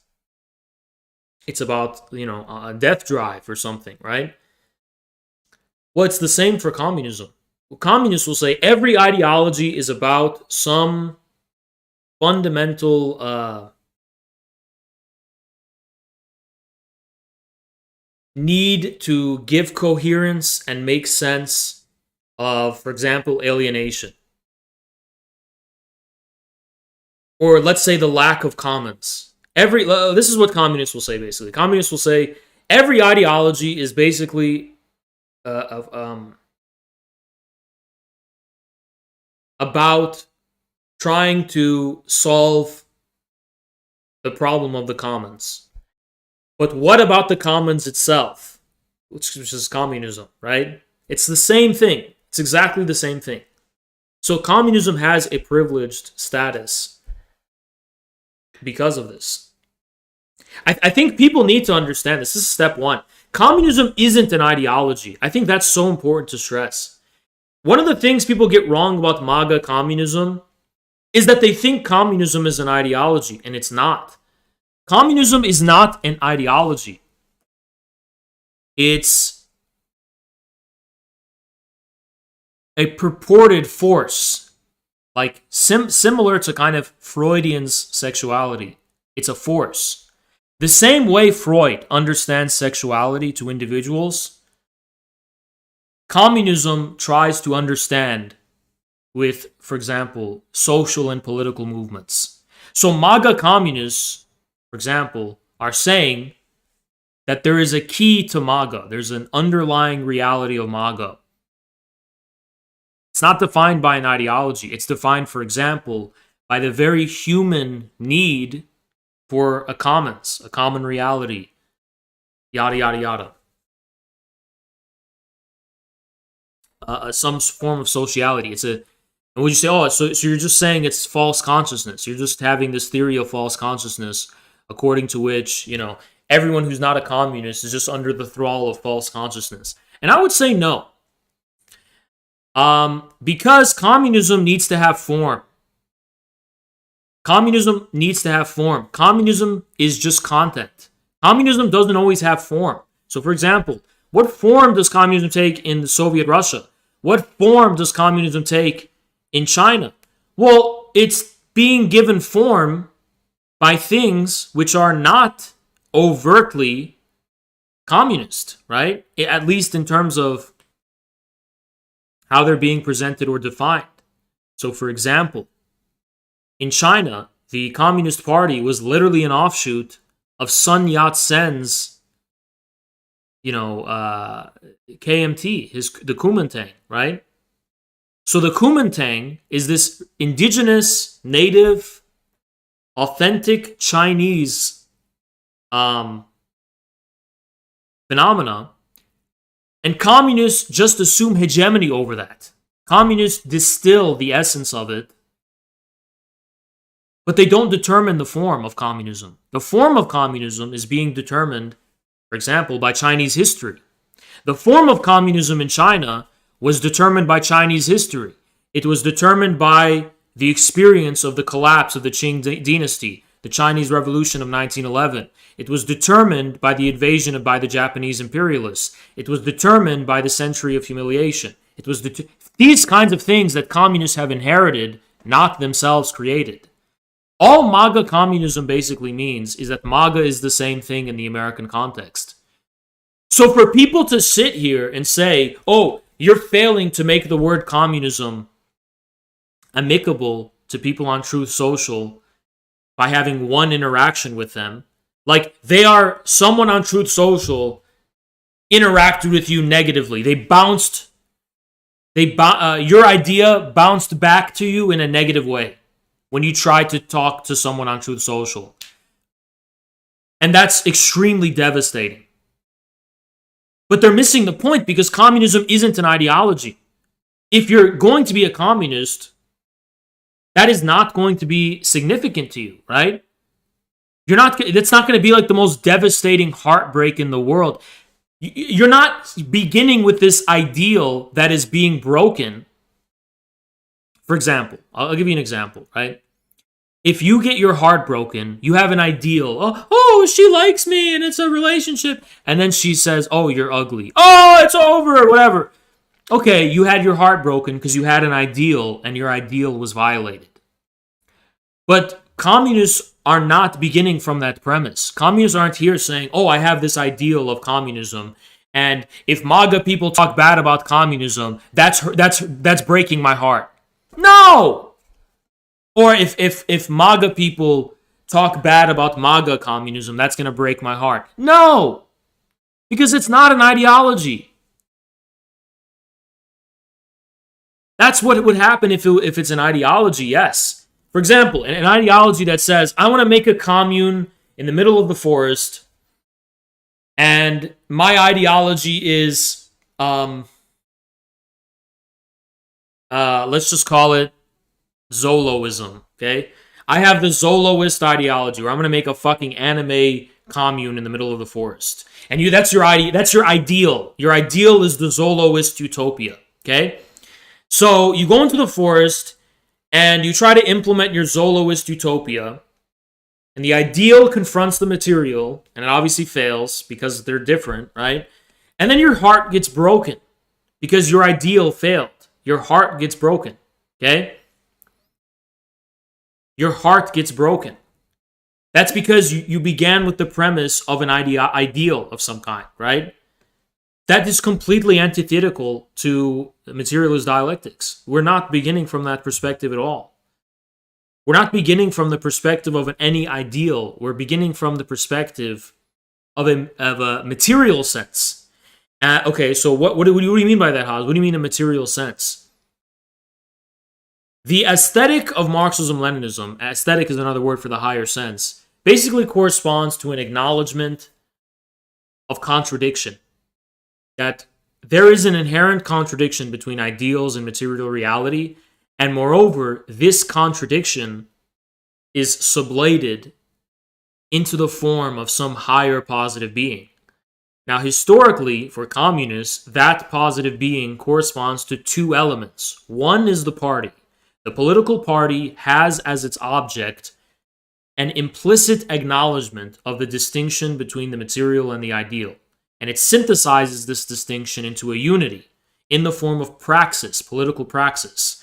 And on the other hand, like metaphysically speaking, I should say, there's the proletarian class, which, as Marx points out, the proletarian class is the sublation of the contradiction between the ideal and the material. It is the positive being that synthesizes this contradiction. And why does the proletariat do that, by the way? Well, if you want to think about it this way, very simply, right?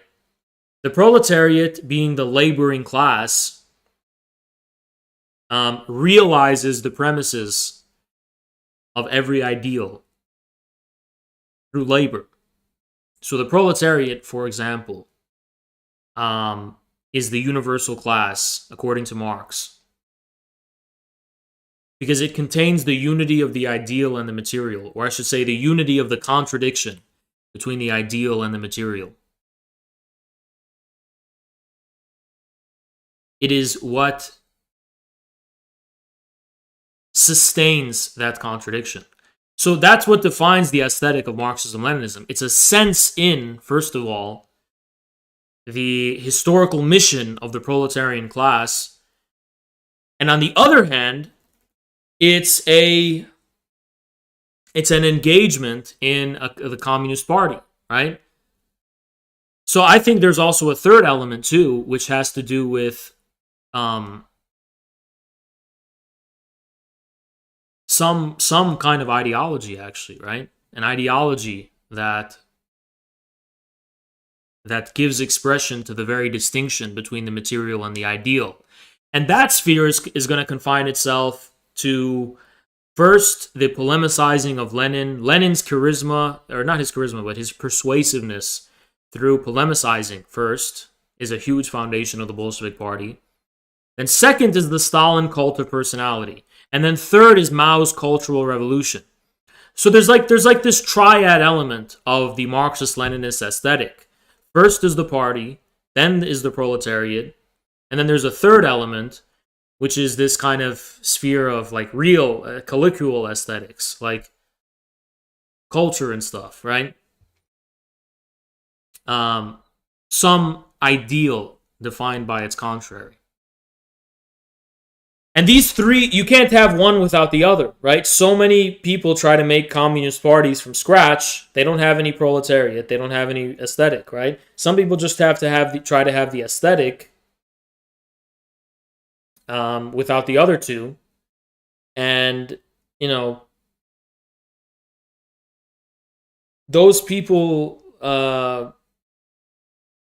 can be given the benefit of the doubt that has the intention of realizing something backwards, but that won't get you anywhere if that's all you have forever, right?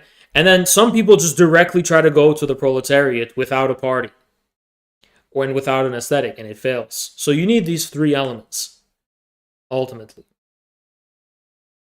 And by the way, the three elements just refer to the political, the political, the economic, and the cultural. So economic, political, and cultural. That's the three triad of the Marxist-Leninist aesthetic. MAGA communism is not an ideal. It is not an ideology, and it's not an ideal. It's a purport. You know what? I'll say, it's not an ideology. It's a meme. Memes are even better, right? It's a meme. MAGA communism is a meme. Memes are not ideologies. If you think a meme is an ideology, you're fucking stupid. A meme is a type of hyperstition.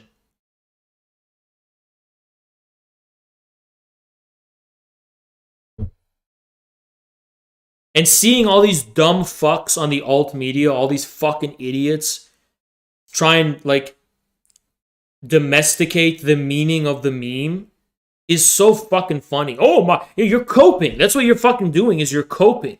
Here you have a very coherent meme, and you're sitting here coping about, the limited scope of what you consider its implications to be, but you're missing an actual confrontation with the meme itself. Plenty of people have tried to counter signal and counter meme the MAGA communism thing. For example, when people say something like, oh yeah, you're just a bunch of freaks and you're all real online freaks and real MAGA people hate you, and they're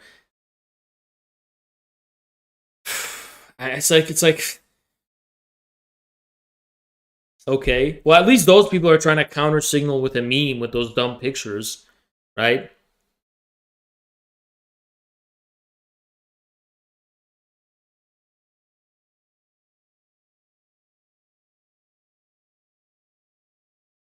Is QAnon a reactionary form of class consciousness?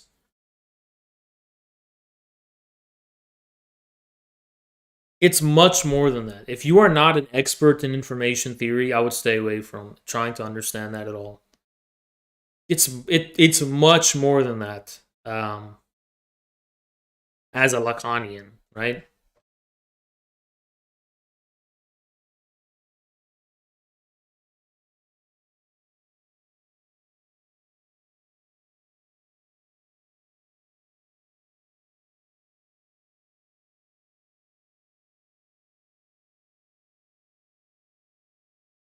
Let me unpause these donations. Thank you so much, Soapbox. Appreciate you. It's always fascinating to see people who watch infrared discover the same insights as the showrunners as it goes on. I think you don't know just how much of an impact you've already had on people. I hope. Thank you, Astar. So appreciate you so much, man. Solidarity, comrade. As an Afghan communist, I see the true liberation of my people in what you, Comrade Jackson and Comrade Caleb, have began. Let the haters and unbelievers drown in their own tears. Thank you so much, man. Appreciate you. Thank you, That's an interesting point. Leftists will say true communism has never been attempted. It has, but the USSR destroyed itself with liberal reforms. These same leftists would destroy a Redusa. Yeah, true. Thank you, Daniel C. How can you say Stalin had a cult of personality? How is that the proper name for the relationship between class party and leader?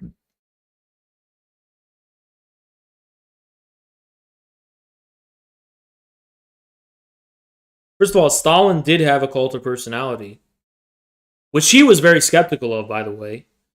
And one of the things Stalin was wrong about is his lack of acknowledgement of... Well, I think he did eventually acknowledge it. When he was talking to his his son said, he told his son, he said, "You think that is me? You think Stalin is me? No man is Stalin. Stalin's a symbol, right? That's not me." So I think you're confusing.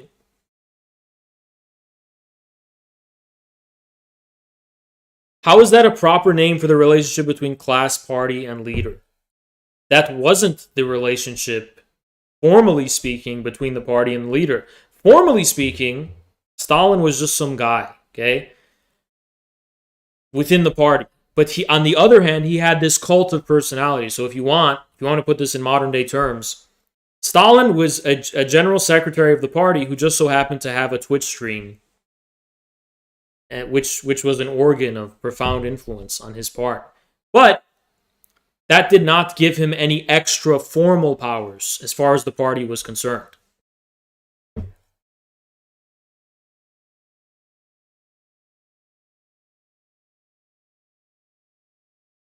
And by the way, he wasn't a Twitch streamer voluntarily. Like that was, he was an unwitting streamer, if you want. He was an unwitting influencer. And it wasn't even him who was influencing. It was the image of him. It was the idea of him, right? The symbol of Stalin. Would you go back on Twitch if you get a chance? Not exclusively. Definitely not exclusively. So I need people to really understand what MAGA communism actually means.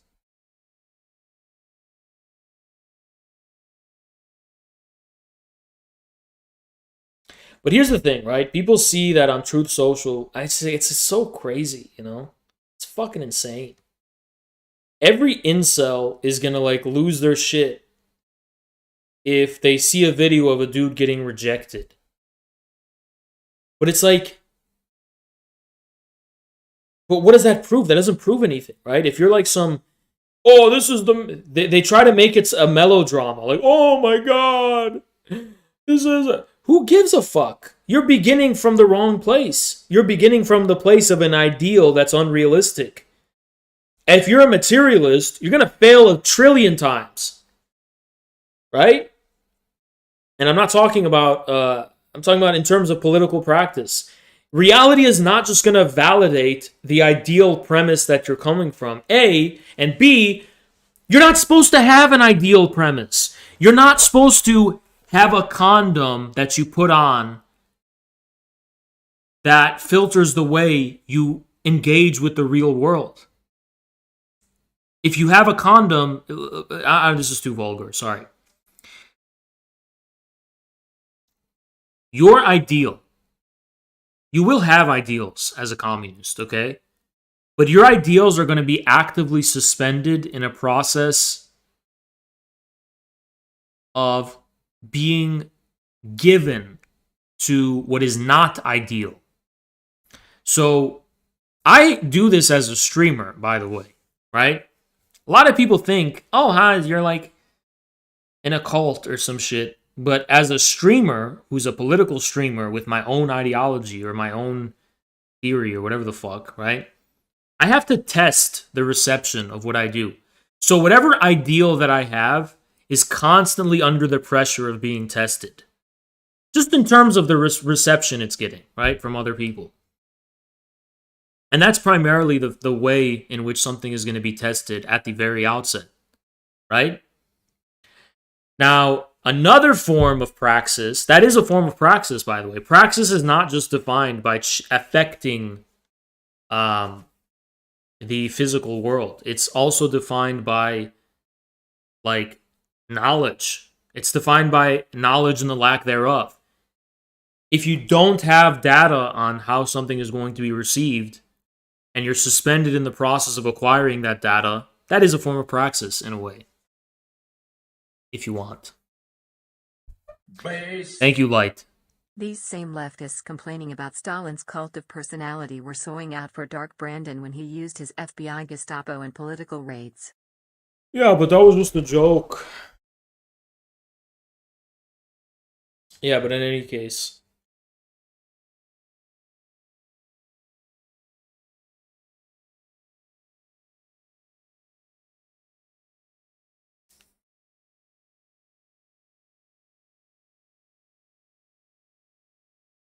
In any case,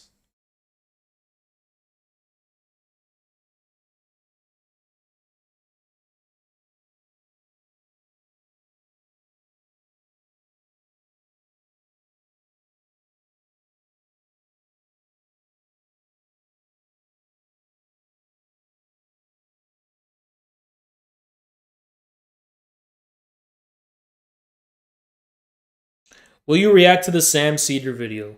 Actually, yes. I'm going to be doing that. I'm going to be reacting to the Sam Cedar video. I'm going to be reacting to the Young Turks video. And I'm going to be reacting to all of these. So, yes. And we're going to have to stomach all of these and react to all of them. But people really need to understand that MAGA communism... You know what MAGA communism is? It's socialism in one country. You want to know what MAGA communism is? It's the going down to the countryside movement. You're taking a risk, and there's no guarantee. But we are making it our mission. We're making it our mission. It's a mission. Think about it that way, actually. That's a good way to think about it. MAGA communism is a mission. I love that. I love that. MAGA communism is a mission. It's not a prediction, it's a mission. Okay? And it's not going to immediately bear success as a mission. No mission does.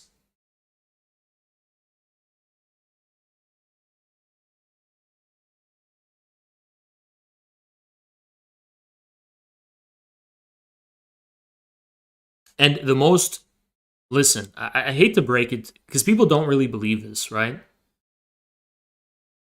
Marxism-Leninism is supposed to be a science. Marxism is supposed to be a science. You guys know what a science means? It means it's not an ideology. An ideology is an ideal. And it's defined by the way in which this ideal reflects reality or approximates reality. That's an idealism. That's an ideology. A science, rather than establish itself as an ideal, is a method that is supposed to bear results other than its premises. Okay, so for example, in a scientific experiment, you have two chemicals, and then the chemicals interact, and they produce a result that you did not foresee in the beginning.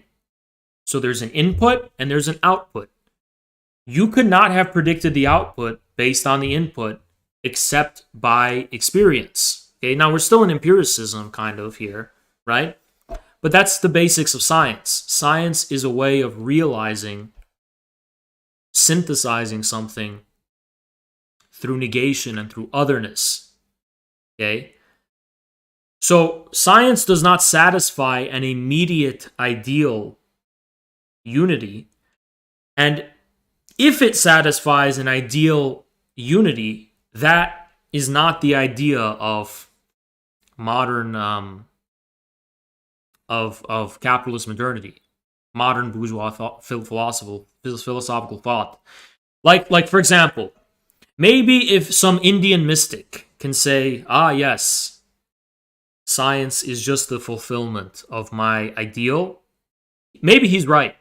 But the Indian mystic, what he means by ideal is a deeper coherence of being that is discovered or through this like ancient wisdom, this intuition, this kind of mystical, intuitive insight, right?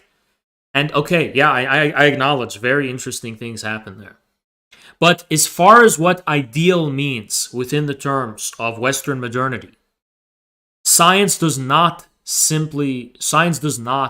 reflect back or satisfy the premises of an ideal.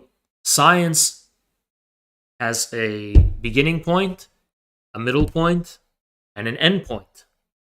And scientific knowledge means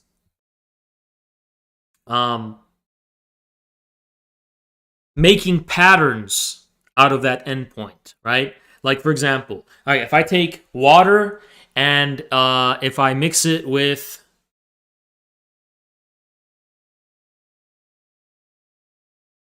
Fuck. If I take, I don't fucking know. If I take water and I mix it with some chemical, it produces a gas of some. It produces a fucking toxic gas. Okay, I mix water with a chemical and it makes a toxic gas. Okay, so scientific knowledge is the synthesis of the interaction. It means like, okay, I now have knowledge that a poisonous gas will result from the interaction of mixing water and a chemical. So you have a beginning point. You have two things that you know, water and this, and then you subject that to an experiment, and then you have a result that you could not have known before. So science refers to the system of knowledge. It's the system of acquiring the knowledge of things. And Marxism-Leninism and Marxism as a whole is supposed to be a science. And if it's a science, this is the hard part. It is not just going to consist in validating the idea of Marxism or Marxism-Leninism in terms of how popular it is. So, for example, idealists or ideologists are going to say, the success of my ideology is determined by how popular my ideology is going to be among people. But a Marxist is going to say something different. They're going to say the success or validity of Marxism is going to be based on whether or not the conclusions that I derive using the Marxist analysis as a form of input are going to produce a successful output. So, for example, Marxist, let me put it this way, right? Let's say DeSantis is coming to snake Donald Trump, and you employ Marxist analysis to understand the alignment of class political forces in America, and then you, because of your application of Marxism, you're able to have the insight that, holy shit, DeSantis is coming to snake Trump. So then you start to, sound the alarms. Oh my God, DeSantis is coming, DeSantis is coming. You don't even mention Marxism. You just say, oh my God, DeSantis is coming to take Trump. And then it happens, and then people see you're credible, and you clearly have some kind of insight, and then that gives you credibility. Okay, that's one example of proving the validity of Marxist ideas. Now, what about proving the validity of communism as an ideology or as a movement, as some kind of method? Well, that has to do with people's common sense, really, common sense. If you're able to articulate people's common sense in an accurate way, their political common sense in an accurate way, that's another way of proving the validity of communism. You don't mention communism, you just articulate what people are really feeling or the common sense people have. And then they will see at a certain point the source of your insight is coming from your communism. So this suddenly gives communism and endows communism with the character of something that's connected to their common sense. And moreover, something connected with real world things. So it's like, this is what will make communism successful for people, not simply saying, oh yeah, we communists agree with you on everything, so accept us. That's not enough, right? That will work sometimes, granted.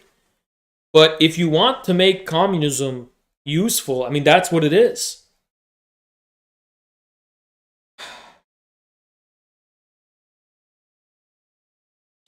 Marxism is a sociological theory. No, it's not. Sociology is a science, not Marxism.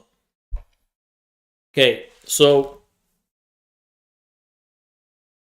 science is not science in the way that you're using it doesn't exist. Okay, you're talking about a university department, and I'm talking about Wissenschaft, the historical meaning of the word science in the modern age.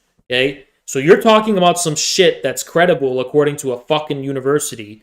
I wipe my ass with that, and I don't give a fuck about that. So you can shove that science right up your ass.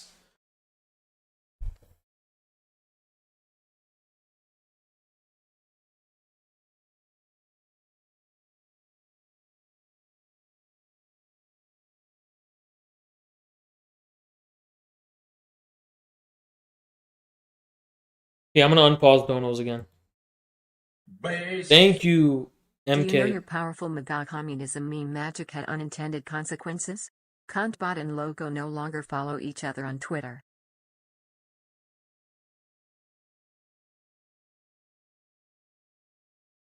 I think that wasn't. I think that was just not because of MAGA communism. I refuse to think that it is. I think that that's for other reasons. Actually,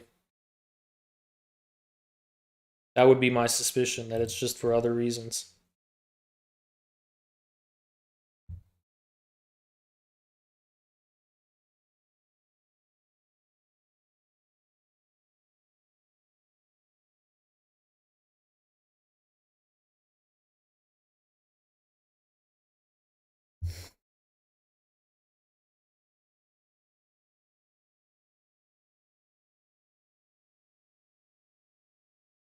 And that's a really depressing thing. But you know, I'm sorry, but like that's where I'm just gonna say it's because of closed mindedness. There's no other reason for it. It's just closed mindedness and whatever, right? People are, I don't, you know, it's always hard that when talking about heartbreak, that's what I find heartbreaking. When people are just fucking closed minded for no reason. Like, yeah, don't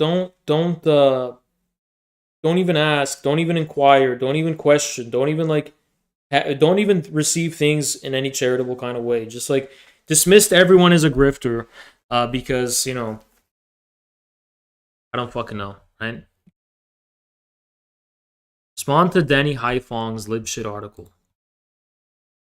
Okay, sure. Let's read Danny Haifong's libshit article. Let's do it.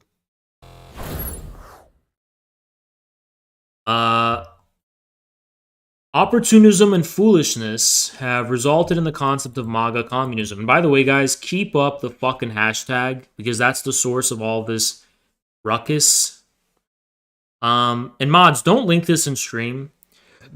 But a close friend of mine who's been inactive for many, many years. So I'm banned on Twitter. I'm never going to be on Twitter again, right? One of my close friends, who's not a showrunner, but I've always been corresponding with him for years, told me that he wants to make a Twitter, and he's making a Twitter. And, I said, okay. I trust him a lot. I trust this guy a lot. Like, if it was my own brother, right? I trust everything they say. And I'm okay with promoting them, because I think they should have a voice. And I think, in my absence on Twitter, they're not representing me, but like, they have interesting insights.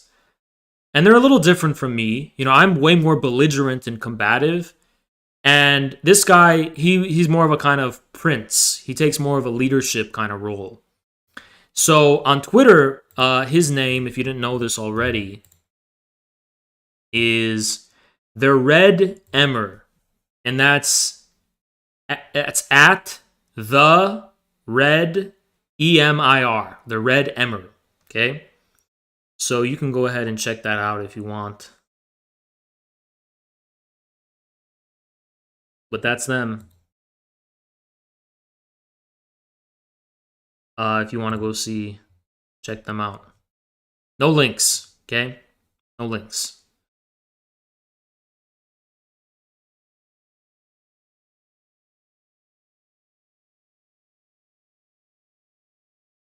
Anyway, let's read Danny Haifong's article.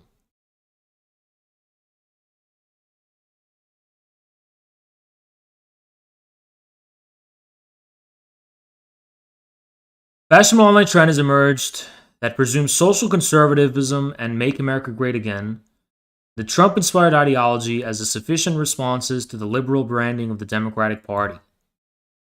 So right off the bat, this is wrong. Some have even called for a MAGA communist movement. The reason behind this is simple. MAGA inspired millions of mostly white workers to support Trump's anti-free trade, anti-NATO, and pro-détente with Russia campaign message. Trump's political base are therefore assumed to possess more revolutionary potential in the Democratic Party camp. Problem with this formulation are many. So before we get to that, I'm going to wash my hands because I have beard oil.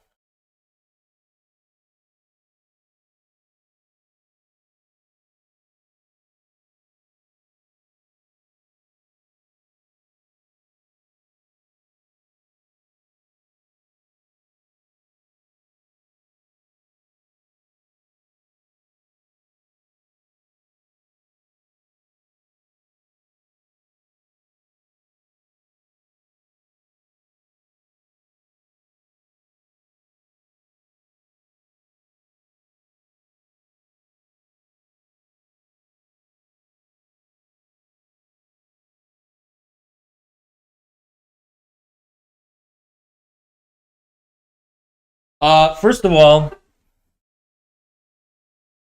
give me a sec. You guys don't have a new phone? Oh. I'm gonna text a friend.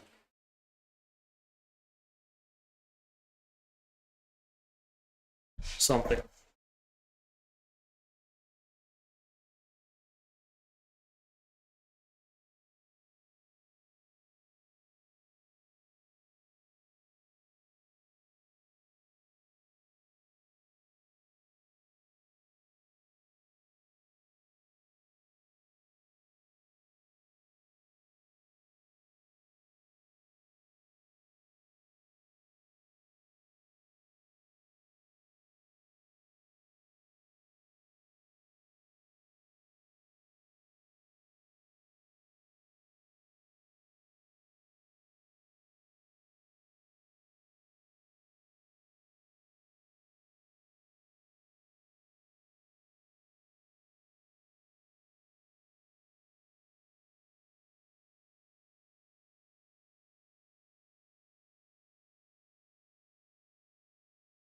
Okay. Got that taken care of. Amirio, thank you so much for the 5, man. Appreciate you. Okay, this is mistaken. Problem with this formulation are many. For one, it belies even the most recent history. Movements cannot be judged by a portion of the slogans communicated to the masses by a single or even handful of elites. They should be judged by how closely these slogans match the actions of movement leaders and those following them. By this measure, the Trump movement has quite obviously served the ends of the elite and not the working class. Okay, so do you guys...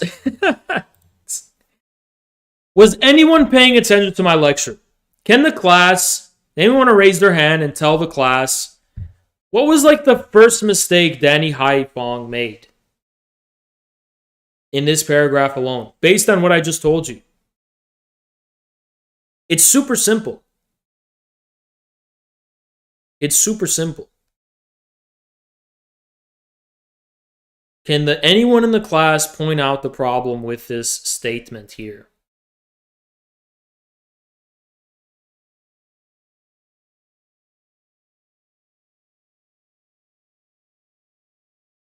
Not a single person.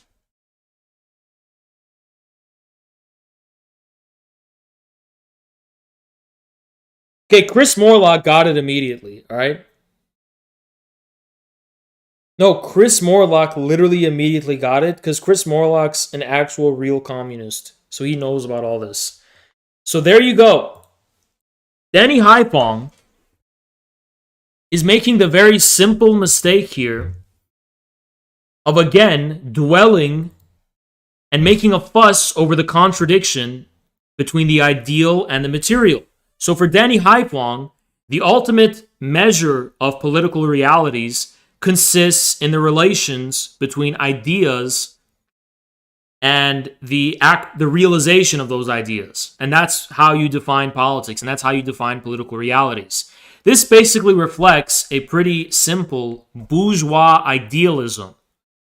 This is the elementary form of bourgeois idealism on part of Haifong, because he's projecting upon us that we consider MAGA an ideal of being anti-trade and anti-NATO and all that kind of stuff, and we're not taking into sufficient consideration how that ideal has come to be at odds with the actual reality of the decisions and policymaking choices of Trump.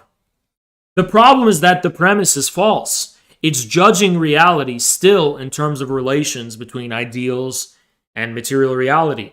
It doesn't, for example, stem from the position of the partisan, according to which reality is not to be judged by the relation between ideals and material, because if we're Marxist-Leninists and we're materialists, we are already understanding and perceiving reality from the perspective of their synthesis, namely their synthesis in the form of a materially positive being. So not in terms of how slogans are affected in the form of policymaking, but what relation those slogans bear, for example, to the alignment of the various different social and class forces in the country. So Haiphong gets it wrong right off the bat. We're not saying that MAGA shows promise because it has endeavored to pursue policies that align with our ideal. No, you're wrong right off the bat. We're saying MAGA shows promise because it reflects the senses, interests, and realities of a specific social formation in the United States, which is the American working class proper. That's the beginning from square one. Other implications I wrote about in my Substack. But from the very beginning, we are over it. So Danny Haiphong is like an incel who got his heart broken, and he's still talking in terms of, okay, so it's about like, did she respond to my texts or not? And he's like talking about that, okay? We're over it, Danny. We're already over that. Instead of talking about if she's responding to us through texts to determine whether she likes us or not, we're not even interested in her anymore. We don't care about her. We're focused on something else, on better and bigger things, right? So you are beginning from a false place. You are the one invested with this vain attempt to realize ideals in the material world. We are not concerned with that. We are concerned with the way in which positive material being reconciles the contradiction between the ideal and the material. And the way in which that contradiction is reconciled in this case is not, does this slogan or does this policy signify the possibility of it being implemented, but more like, what is this a symptom of? What does the popularity of this sentiment and this view attest to as far as the alignment of social forces are concerned in this country?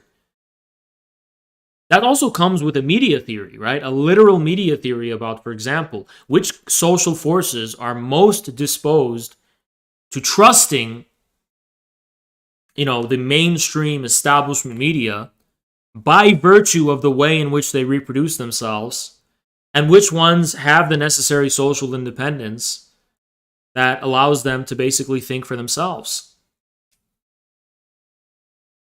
So it's those kinds of things. It's a completely false premise from the very outset. We're not the ideologists here who are trying to establish an ideal. We don't care that Trump is pro-Israel and that Trump was controlled by some of the neoconservative elements and he was being blackmailed and about whatever. We don't care about any of that because Trump was never an ideal for us to begin with. He was a meme. The difference between an ideal and a meme is that in the case of an ideal, you're holding that up as a standard in regards to your expectations about what happens in the real world. But in the case of a meme is a way of discerning tendencies, oscillations, social antagonisms, and contradictions in the fabric of material being. There's an acute difference between those two things. Trump was never an ideal for us to begin with, to be disappointed by or otherwise. That is not his significance. You are still approaching this from the standpoint of a extremely primitive and elementary form of bourgeois idealism. Fuck's sake. It's like we're like this much in, and it's already stupid. All right, it's not that long. Donald Trump's administration failed to improve U.S. relations with Russia. Okay, again, it doesn't matter. That has nothing to do with the MAGA movement's significance, because politics is not policy. The politics has nothing to do with policy. It has to do with the way in which different social forces distinguish themselves from others. It doesn't have anything to do with actual policy. You know what? Policy doesn't fucking matter. Are we even fucking communists anymore? Hey, I'm gonna fucking break this down for you. Okay, if we're communists, we don't care about policy. We care about power. Political power. Yeah, we care about political power. You're not gonna make a difference at the levels of the bourgeois state in terms of policy. That doesn't mean anything. What means something is correctly distinguishing the alignment of social forces in order to build political independence with which you can, if you want to put it this way, defend the proper democratic liberties of the people, because the bourgeois state is not disposed to that, for example, right? But you're not going to get anywhere when you're analyzing politics in terms of, oh, who's more likely to implement the policies I like? Who gives a fuck about the policies that you like when you're not in power? You have to understand that communist and proletarian subjectivity is on a completely different level than the bourgeois kind. We don't just have policies that we want to implement. We have a different political subjectivity from which policies are implemented in the first place. You want to implement policies from the perspective, I mean, it's like reformism, right? That's not where communists are coming from. That's just reformism. We are interested in building political power. We're not interested in implementing policies that are ideal to us. And then people are going to ask, okay, Haas, why do you want to build political power if not to implement so-and-so set of policies or so-and-so bundle of policies, or avoid the implementation of so-and-so policies? Well, the contestation for political power, rather than have something to do with policy, which it doesn't, by the way, or the implementation thereof. I mean, if it does, then it's tangential, and policy is just a symptom, right? It actually has more to do with an irreducible contradiction, an irreducible antagonism. Now, historically, Marxists call that the class struggle. But you can also understand it in terms of a paradox that is at the heart of political modernity, which I go over in my Substack, by the way. Now, if you presuppose that there's a contradiction, and if you presuppose that there is an irreducible antagonism, it stands that has to be tested. Well, the whole history of Marxism is being able to prove an irreducible contradiction or antagonism at the heart of political modernity, which there just fundamentally is. So the point, and then the question stands, how do you give clarity and sense to that contradiction? So in a way, politics, rather than being about implementing policies that you want, sovereignty proper, real political power and sovereignty, is about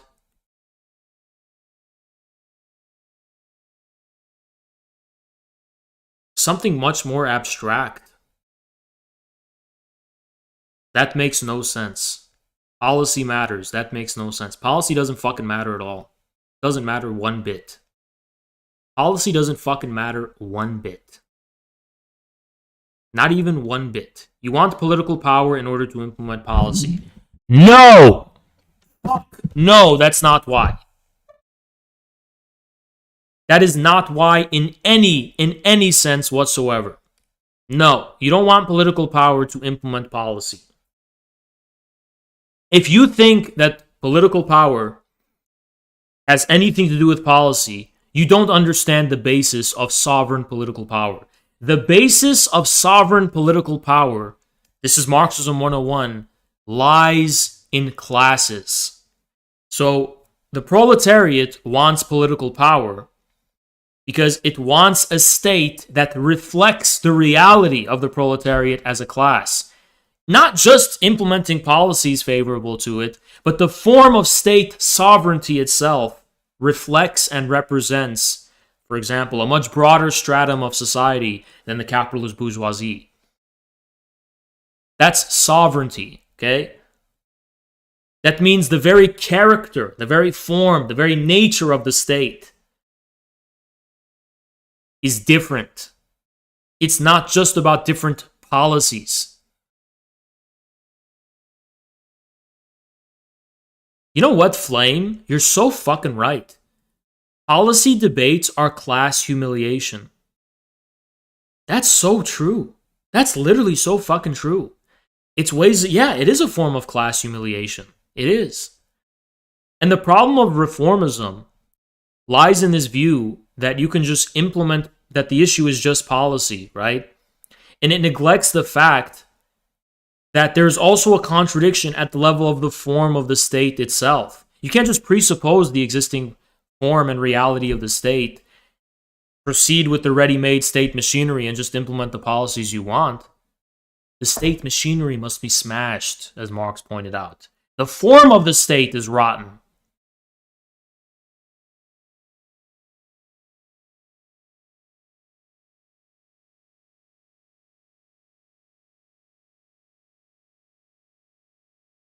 I have beard oil. I'm gonna wash my hands. Give me a sec.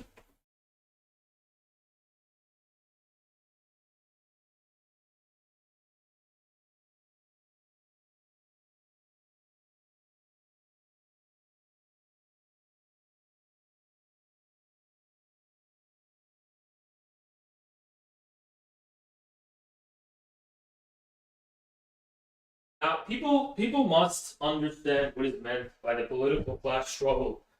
The political class struggle is not a struggle over differing conceptions of policy or even different notions of the range of the implementation of different policies. Class struggle is a struggle at the level of metaphysics. It's a struggle over the nature of being itself. Class struggle is about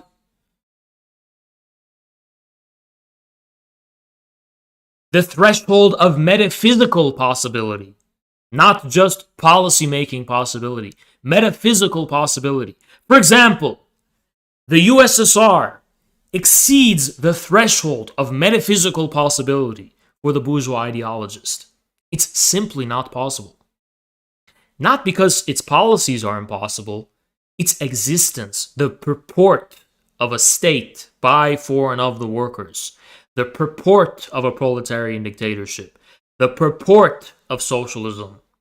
These are impossibilities.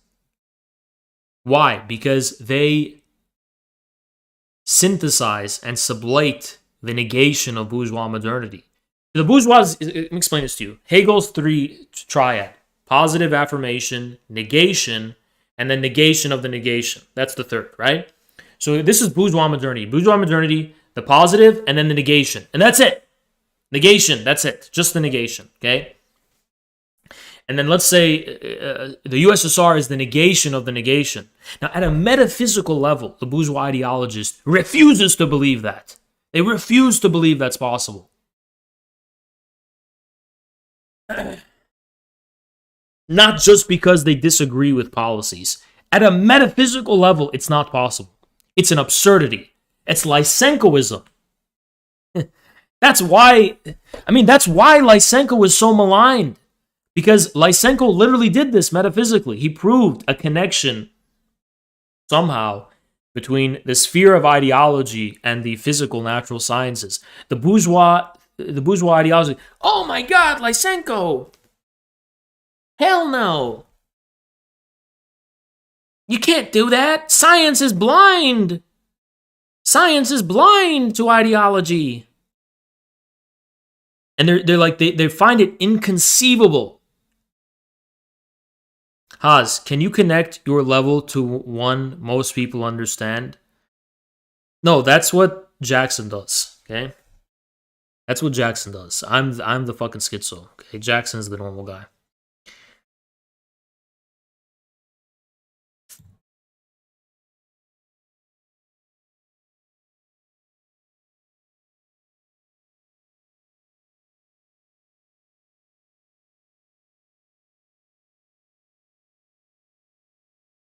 Of course, the Democratic Party's unhinged crusade against Donald Trump played a leading role in the depravity of the Trump era.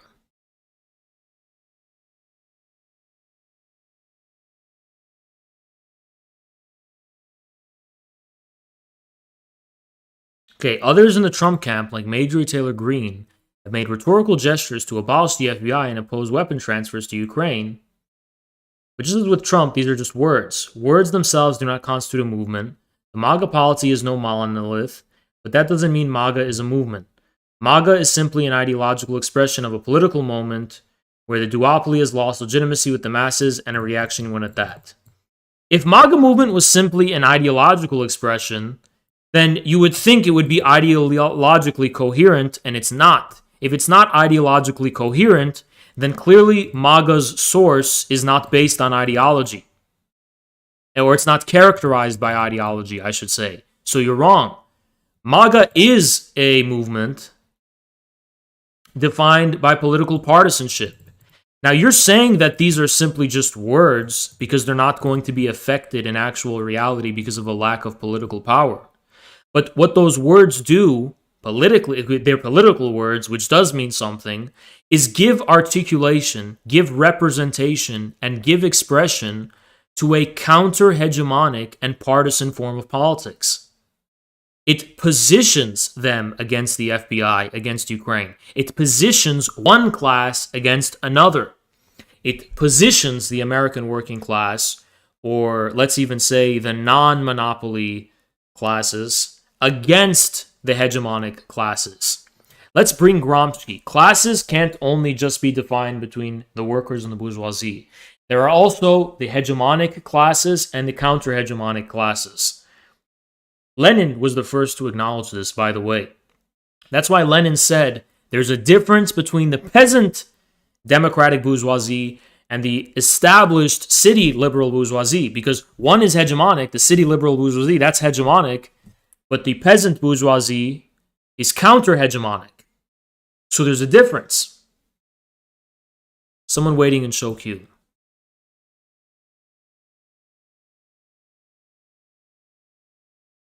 Okay.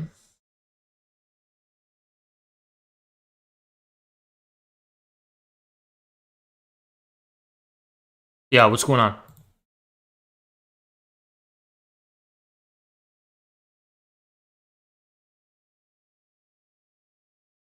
Hello? Yeah. Hey, what's up, Oz? Yeah, what's up? Holy shit, I didn't think I'd get on. Alright, so I wanted to question your belief that liberals are fascists and Nazis and why you keep calling them that. Did you read my Substack?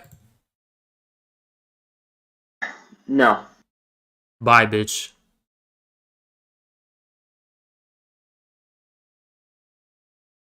The MAGA policy is no monolith, but that doesn't mean MAGA is a movement. MAGA is simply an ideological expression. Okay, so I already addressed that. Some have argued that MAGA consists of millions of fellow workers that must be won over to socialism. That means approaching them with language they understand instead of banishing with woke terminology. Yada, yada, yada. This misses the key aspect of the material reality, confronting the working class.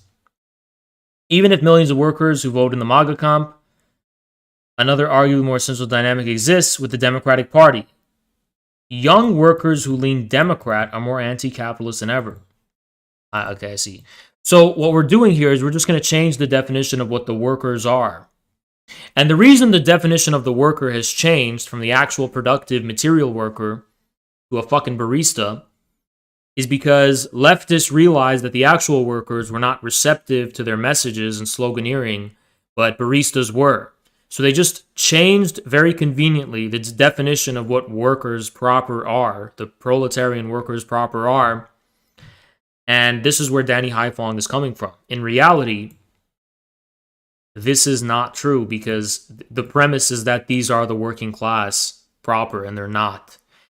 And you're saying an arguably more essential dynamic exists within the Democratic Party? Hold on. So you're saying the workers, the anti-capitalist workers of the Democratic Party would be more essential for a communist movement than the actual working class in the MAGA movement, who can shut the whole fucking country down in a split second? I mean, what a bafflingly stupid fucking thing to say. Union members are not Democrats. They have to fucking vote Democrat most of the time, and they don't have to, but it's like they're in an institutionalized position. They're not voting Democrat because they like Democrats. They're voting Democrat because that's what the institution they're in, which, by the way, is literally tied to the Democratic Party, herds them into. But believe it or not, union members, I mean, let's look this up. Union members voting 2020. I mean, I'm sure it's mostly Democrat, but how much? By how much? Not that much. Okay?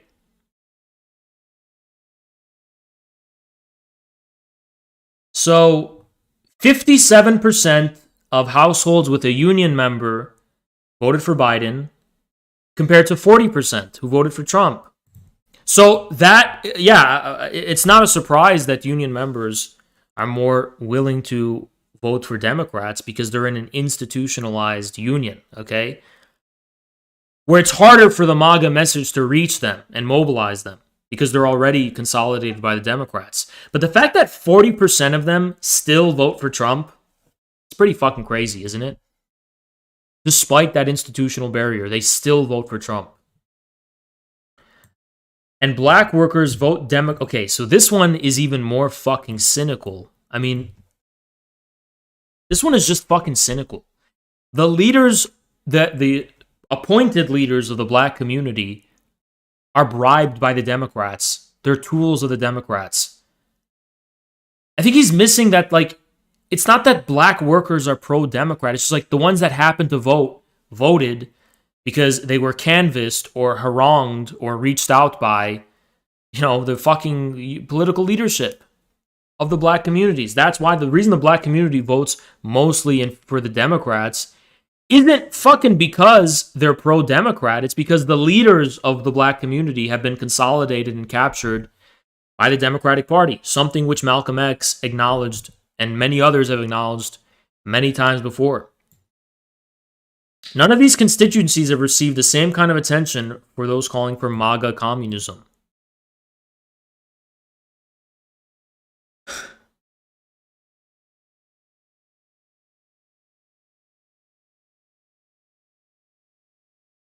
So you're saying we should go out. So let me tell you this. Formally speaking, MAGA isn't white. There's plenty of Latinos, and there's plenty of black people in the MAGA movement. Is it mostly white? Yes, it's mostly white because most of America's white. But I'll grant you it's disproportionately white even compared to America. I would have no doubt about that. But formally speaking, MAGA is just about America. Now, what you're saying, because so we're not like going out of our way just to reach white people. We're reaching the America movement, right? About America, the foundation of America. Now, the black community, as a separate community, you're saying we should go out of our way to reach out to them. Okay, who are we? Are we black? Who am I? I'm going to lead the black community? We're going to lead the black community just because we're communists? Why should black people trust us? And I'm saying this specific because you're saying we should go out of our way to isolate the black community and like reach out to them as black people. But why would they trust us? Why are we going to go out of our way to reach out to black people as black people if we're not black? You get what I'm saying here? The only people who are going to lead the black community are black people. And the forces that represent black political independence, we are going to try to ally with. When we try to secure positions of prominence within the MAGA movement, we're going to create those alliances, right? But we're not going to be the ones to fucking lead the black community. That's fucking stupid. Now, as for the young workers, you mean the fucking baristas who have no political potential at all whatsoever? Why should we? Why should we reach out to the fucking baristas?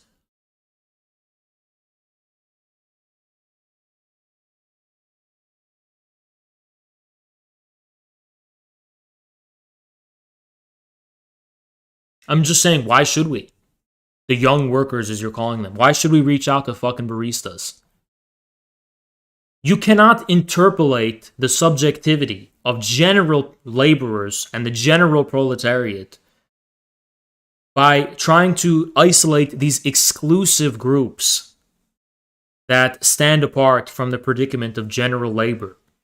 Now, I know you're going to try and say that MAGA is also just a special group among many others, but this is just an undialectical perspective. Yes, MAGA is one group among many others, but it's the one group that represents the universality of the predicament of labor, namely in the form of the loss of general jobs.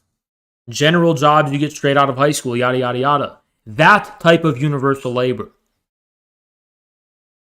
Now, that's the subjectivity from which MAGA is coming from. So that's why they're privileged over the others, like young workers in Starbucks or whatever. If you reach out to Starbucks young workers, you're not reaching out to any universal segment of society. If you reach out to MAGA people, you're reaching out to a segment of society which does represent some kind of universal interest. That's why it divides all society in two. That's why MAGA, that's why I bet you, if you go to your local Walmart, if you go to your local anywhere, right? It's like you'll see people divided. Some are MAGA, some are non-MAGA. But there's a division. Why? Because MAGA represents something universal, even beyond the factory workers. That's why even if you go to a fucking PMC workplace, some people will be MAGA, right? A lot of non-workers are also MAGA. So it's like it's universal. It represents something universal, not exclusive. Anyone can be MAGA. But because the base of MAGA represents the universal interests of America. That's the theory of the proletariat, by the way. The proletariat's the universal class. It's clear that work resides in peeling away the entire working class from the duopoly. Okay, that is undialectical. Okay? That's like saying, riddle me this. If you're living in Marx's time, proletariat's a very small minority of people. So you mean to tell me that this is an extension of Marx's logic? Because Marx did say, yes, there is a particular segment of society which represents universal society's predicament. Before they were ever a majority, by the way. Now, someone could have reproached Marx, and this is what Marx and Engels called the charlatans of democracy, by saying something like, no, not a particular faction of society, but all the people, the whole people, not just the workers. Again, it's undialectical. Dialectics means universality lies in the particular. You only achieve the universal through the particular. So, laying claim to the universal working class is a form of posturing. You're not talking about anything determinate. You're talking about an ideal subject instead of a real subject. You're talking about a subject interpolated by the extent to which they will be receptive to your messaging and your ideals. You're not talking about a subject which is actually defined in reality as possessing some kind of significance in a determinate way. You're talking about a subject interpolated only by the extent to which they're willing to listen to you, not the extent to which, not interpolated by the extent to which they actually represent the determinate universal class.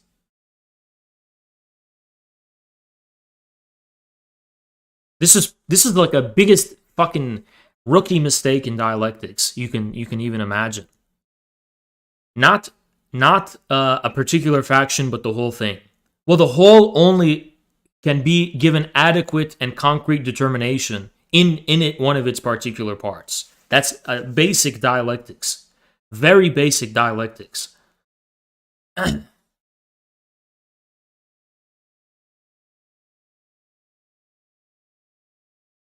If you have as your addressee such a general, abstract subject, it inevitably follows that the only people who are going to listen to you are general and abstract types of people, namely fellow intellectuals and intelligentsia. And this is what the left has done.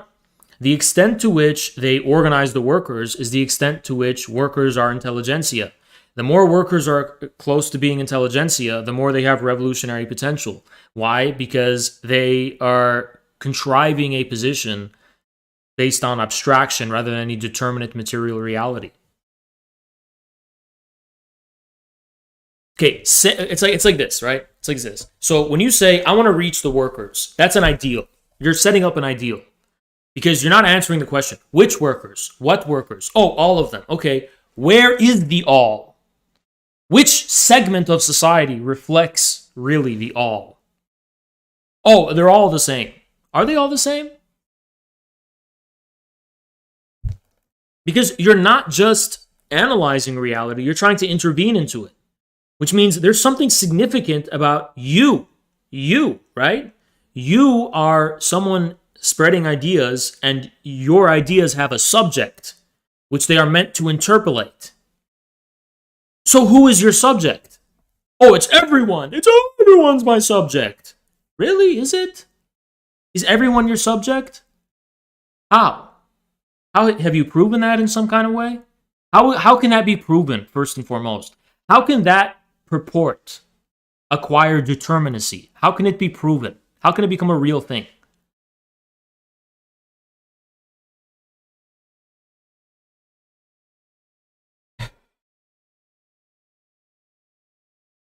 It's everyone. Oh, it's not a particular faction. It's everyone.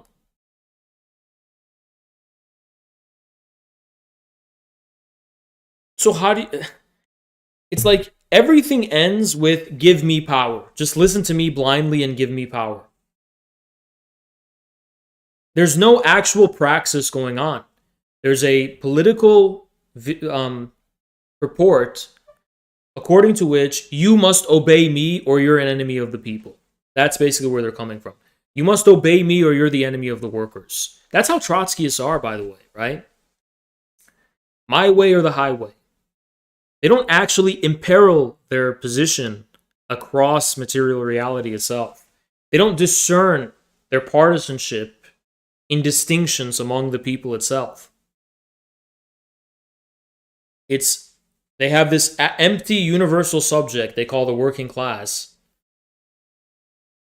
whose significance, I should add, is contrived from some abstract theory rather than anything in actual reality. It's like, what do you fucking expect? Why are the workers even significant, Danny? Why are they significant? Because Marx told you? Because theory told you they are? What did reality tell you, right? Where's the connection to actual reality? This is pure idealism. This alone makes MAGA communism a losing message. The problems don't end here. A particular emphasis has been placed on conservatism. No, an emphasis has been placed on the extent to which the so-called white workers, as you're calling them, are positioned in such a way where counter-hegemonic institutions can be built that are at the expense of the ones created by the bourgeoisie. That is actually why evangelicism has been so successful. The reason evangelicism has taken root among the American working class is because they were fertile soil for these new non-aligned institutions, or at least apparently non-aligned institutions, to go and proselytize and have a foothold, because no one else is there doing it. So basically, the woke institutions can't reach these people, so other people can do it instead. It's like Gramsci's theory of hegemony. The bourgeois hegemony cannot extend that far. So that's our opportunity, for example. Neoliberal Democrats, we are told, have weaponized identity politics. Yeah, this is just a flip. This is just a waffling of confusion on his part. He is the one who is very much fazed by our opposition to woke bullshit. So he's making it seem like it's the essence of our position. No, it's just that you are essentially attached to wokeness.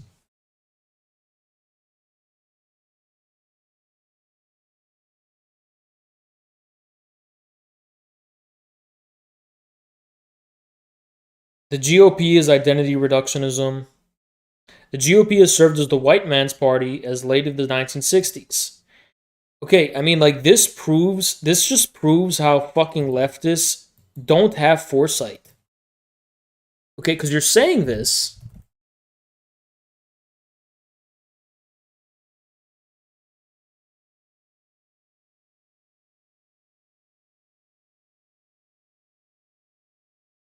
So if the GOP is inherently a white party,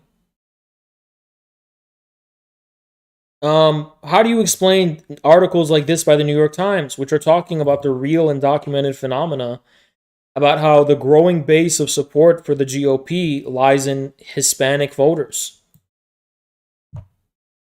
See, you're speaking from a perspective of outdated. I know you learn this in university or something, but because you're not a Marxist and you don't have the foresight of a Marxist, Danny, in no way were you actually attuned to the things going on concurrently.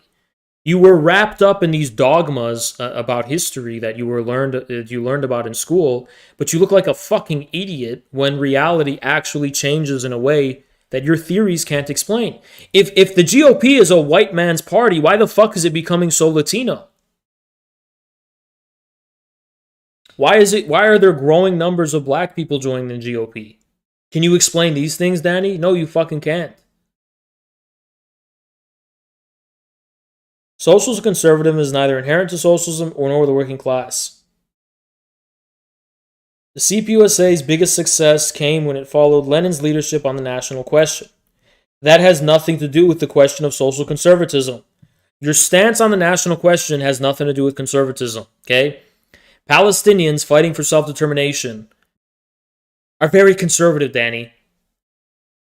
I'm sure the Irish fighting the British were the same fucking way. There's no correlation at all, okay? As a matter of fact, I think there's an inverse correlation. I think more progressive liberal types have been forces of assimilation and the denial of national liberation, if anything. This is just a false dichotomy. You're creating an ideal of social conservatism that has nothing to do with what conservatism actually means for us. Conservatism for us means something completely different than any ideal. It just basically, it means the common sense, realistic, material instincts the working class is disposed of at the expense of the woke agenda. It's that fucking simple. It's not really much more to it. It's not an ideal. It's a material instinct.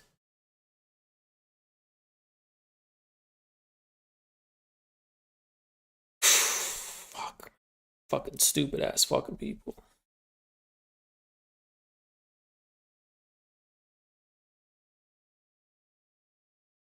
In defense of the Scottsboro Boys against Jim Crow, internationally socialist Cuba, China, DPRK.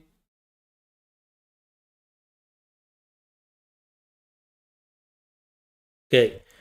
Ayatollah Khomeini, who was very much a social conservative, came out in support of both black liberation in the United States, going far above and beyond what the USSR was willing to. Mind you, the USSR was supporting the, MLK and kind of like civil rights, just basically equality. Iran supported black separatism. Okay, and moreover, Rollah Khomeini denounced apartheid in South Africa, and he was very much a social conservative. So I'm not sure what connection you're trying to draw a connection between defending the Scottsboro Boys and like the LGBT movement. I'm sorry to say there's no correlation at all. As a matter of fact, at this specific time in history, there were no LGBT rights to speak of in places like the Soviet Union, Socialist Cuba, China, and the DPRK. And at the time of the defense of the Scottsboro Boys and Jim Crow, being a homosexual was not allowed in the Communist Party USA. To say nothing of these other, much more heterodox trends that are being upheld as models of social progress. So there's no okay, so this one has correlation. The Soviet Union was the first nation to legalize abortion. That's a myth. The Tsarist criminal code was thrown out. There was no explicit legalization of abortion whatsoever. And Soviet health ministers, experts, and scholars had a unanimous consensus that abortion was a social evil. But they did think that temporarily and for the time being, legalizing abortion would reduce the death of, because you're dealing with the aftermath of the Russian Civil War, where there's a lot of women who were, in destitution, in need of abortions, and they were dying, and there was a health crisis. That wasn't being made according to some kind of progressive principles. Place the rights of women at the forefront of socialist development. Again, I don't see what relation that has to conservatism at all. Okay, women can formally be equal to men in the eyes of the law. The question stands as what were the Soviet views on the traditional role of women at the more fundamental level, right? Now, of course, women can get a job, they can be educated, and this seems like it's breaking the mold and whatever, and it's not conservative. But when all of these things correspond to a strengthening of family bonds and a strengthening of motherhood, you have to understand it dialectically. As much as it seems like it's a progressive deviation from the human fundamentals that conservatism seeks to preserve, it's also an affirmation of those things too. And so the Soviet Union was very traditional in its gender roles. Even if women were doing things they weren't doing before, they were still doing the things traditionally expected of women to do. And if anything, it's kind of like women got conned in a lot of ways. It's like, because women had to work at the factory and they had to be the household mother, right? So, yeah, it's not all rosy. Social conservatism makes just as little sense for socialists in the United States. Again, you're establishing this as some kind of ideal. And then, okay, it doesn't mean the class is in itself a monolith. Race, gender are profoundly influential.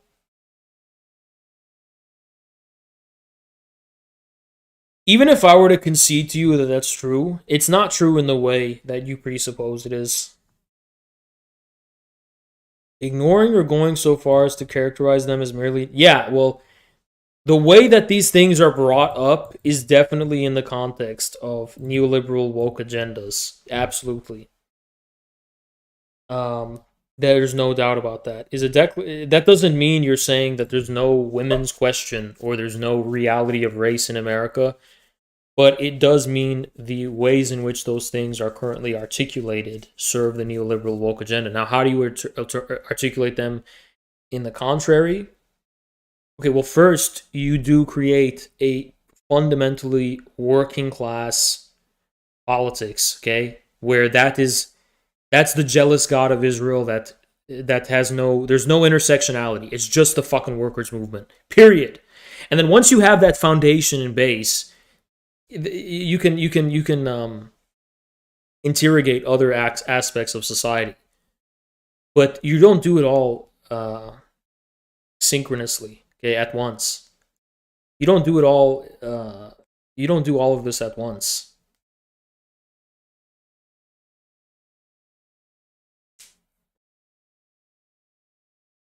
you prioritize the political movement of the working class.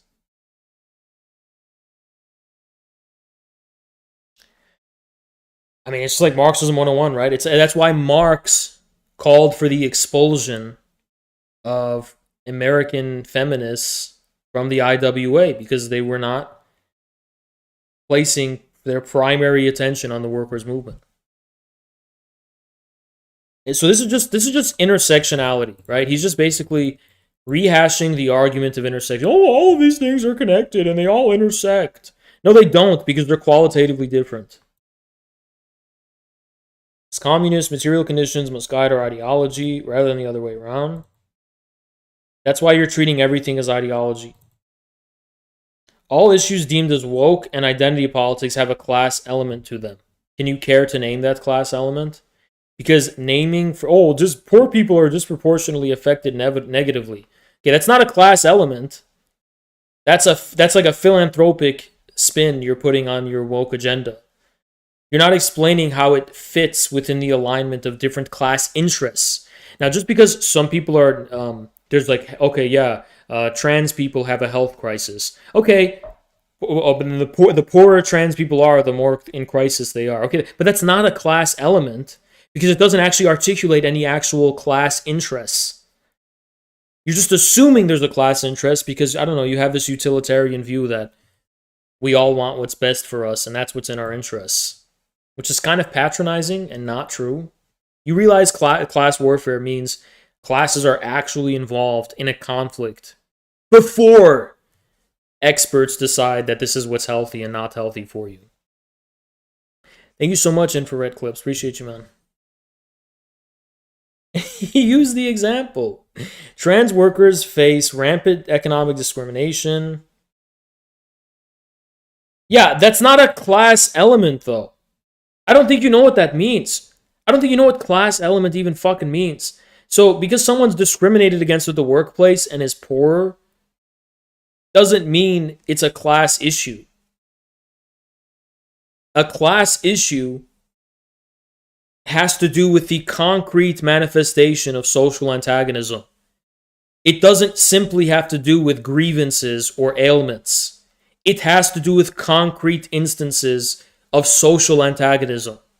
Again, this is Marxism 101.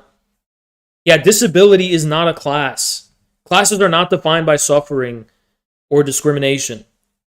They're defined by the way in which they are suspended in contradictions with one another. These contradictions don't manifest. It's not simply inequality. Okay? Fuck's sake, man. Fuck's sake.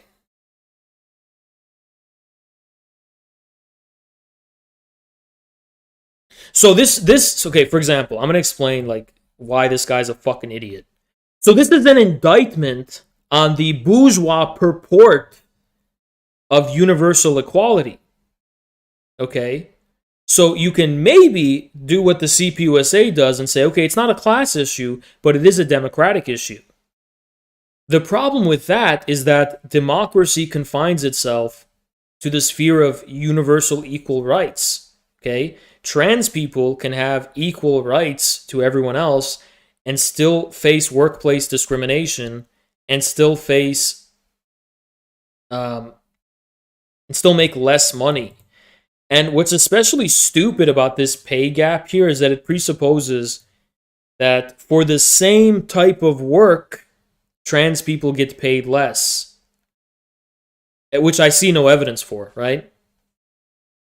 Maybe that would be a democratic struggle, but even then it wouldn't be, because that's economic. You're overextending the sphere of political rights and formal democracy to a literally informal sphere, which is what the economy is. It's the informal sphere. That has more to do with culture and things like that. That doesn't mean it's a class issue. It's only a class issue, A, when it's universal, okay? When it represents something universal. B, when that universality is suspended in a concrete instance of antagonistic contradiction. Or even non-antagonistic contradiction. but some kind of contradiction. Okay, yeah, he's gonna do the thing where, yeah. Okay. Well, okay, yeah. No one's saying black people are not oppressed, but that's the national issue. And if you don't understand how class and class struggle and national struggle are related, I just like go read Stalin, dude. I don't know what to tell you. Okay. So the oppression of black people in no way vindicates wokeness or vindicates identity politics. Why? Because identity politics and wokeness are made from the perspective of institutions, hegemonic institutions that purport to be universal. Whereas black oppression is an indictment on that very same institutional universality. So, for example, the reason BLM isn't justified by the oppression of black people is because BLM was this moral cause that all, even white people in suburbs, take a knee for George Floyd. They're all doing it. And because of that purported institutional universality, which, by the way, is an extension or presupposes black oppression, institutionally speaking, it does not actually in any way articulate the national political independence of black people. Black Lives Matter had nothing to do with the political and national independence of black people. So it's not justified by the oppression of black people, because the national oppression of black people, from the Marxist-Leninist perspective, is placed within the context of national liberation. It's not placed within the context of a universal moral mission or woke agenda or some kind. You don't even have your Marxism straight. How much more of this is there? Okay.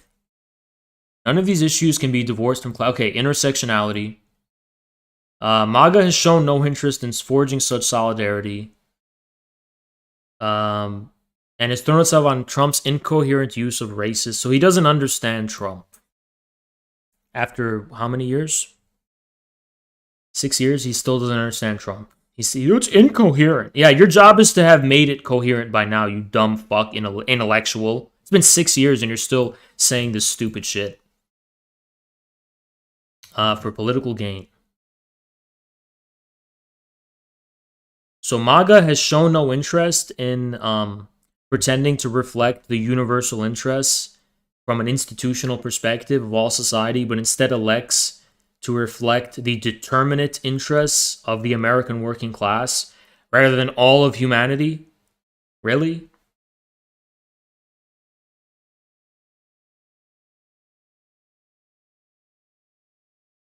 By the way, what would that solidarity look like? Oh, trans people should be paid the same. Okay, show me what workplace says, okay, if you're trans and you're doing the same shit someone who's cisgender is doing, you're getting paid less. You and I both know that's not the case. And now you want, okay, MAGA's not speaking on behalf of black people. Why would they? Why would MAGA speak on behalf of black people?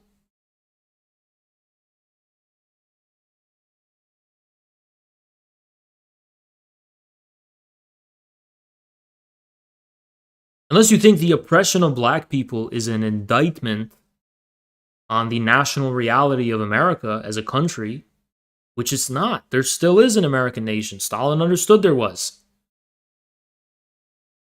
MAGA's position toward black people, for example, is extremely agnostic. It's not inherently one way or the other. But I have no doubt that an alignment of counter-hegemonic forces, so black liberation and MAGA, can very easily be united. But they're not going to be united through this like woke, moral blackmail. MAGA people are working people who want concrete results. Show me what you want. If you have an independent force of black politics, okay, shake hands. We can be united. But if you're going to, I want all of you to feel guilty for being white. Shut the fuck up, This guy Danny, he reflects the consciousness of the sentimental liberal bourgeoisie. He doesn't have a working class consciousness. He has the consciousness of this fucking bourgeois consciousness. Make America great again is an abstraction only until the history and current reality, built on the foundations of the American nation, is reckoned with. Has it ever occurred to you that MAGA is that reckoning, considering the fact that the history and current reality of economic order that build the foundations of the American nation are actually the American working class? Now, you're going to say it's racism and transphobia, but materially speaking, it's not. You're isolating the significance of those things because they prevent the ideal of America from being legitimate in your head. So you're assuming that those lie at the foundation of America. No, those lie at the foundation of your ideal of America to be impossible. That has nothing to do with the actual material reality of America, which has as its foundation the same working class that comprises the base of the MAGA movement. Here we go. The U.S. is a settler colonial state turned imperialist albatross.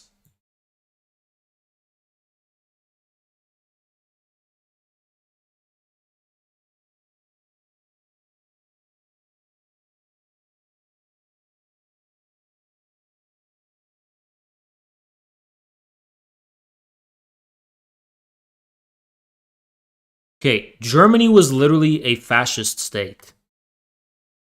And that somehow didn't prevent the Soviets, who were, by the way, the primary victims of Nazi aggression, from acknowledging there was a German nation. And by the way, the Soviets didn't make the Germans just fucking cry and feel guilty about it. Concrete results, right? Making MAGA little more than nostalgia for an American exceptionalism that never was. Yeah, what if that's not true? Okay, you know what? You know what's funny about this? I'll tell you what's funny about this. Because they always like to say, oh, MAGA's just Trump, right? Well, okay, if that's true. If MAGA is just Trump,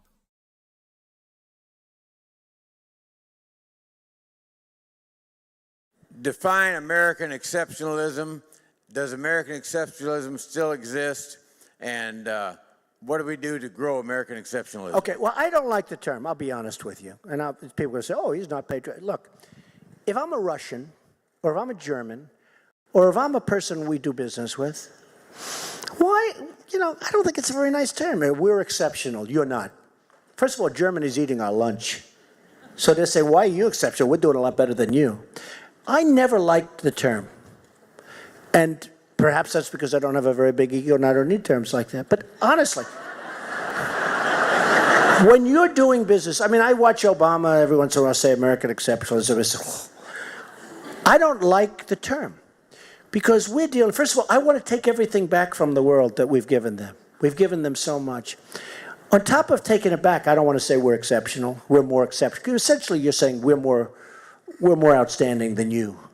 By the way, you've been eating our lunch for the last 20 years, but we're more exceptional than you. I don't like the term. I never liked it. When I see these politicians get up with the American exceptionalism, and we're dying. We owe $18 trillion in debt. I'd like to make us exceptional, and I'd like to talk later instead of now. Does that make any sense? That's good. Because I think you're insulting the world. okay. So that very much reflects the sentiments of the MAGA movement. They don't like American exceptionalism. American exceptionalism is the bougie kind of snobby arrogance of the liberal elites in Obama. Oh, we're American exceptionalism. No, they just want America to be its own country. They don't want America to be the American. They just want America to be its own country with its own interests, its own people, and its own reality. Which then that very much comes at the expense of imperialism, Danny, because you don't understand unipolarity. And you think imperialism is the assertion of one people's interests over the interests of others. That's not what imperialism is. And if it is, that wasn't Lenin's imperialism, and it's certainly not the American globalism that emerges after the post-war period. We don't fight capitalism with American exceptionalism or MAGA. Okay, retard. I don't know how to... So Danny boy, we live in fucking America. So how is MAGA American So you're living in America, but you are such a exceptional person that you're a universal subject that speaks on behalf of every fucking country, right? Oh, by saying MAGA. No, Danny, we're not purporting to possess a universal subjectivity. So if we say MAGA, do you think we're telling Chinese people to say MAGA? Do you think we're telling Russians to say MAGA? No, we're Americans. It's like, holy fuck! He's literally like a bourgeois idealist.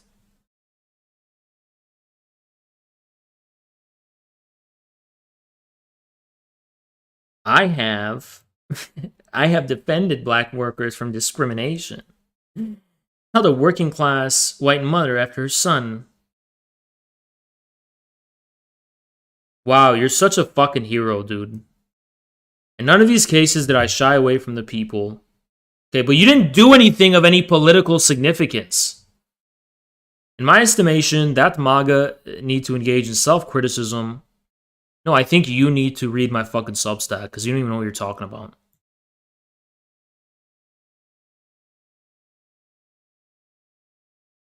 MAGA is a small section of the United States. I can guarantee you that half of America is MAGA.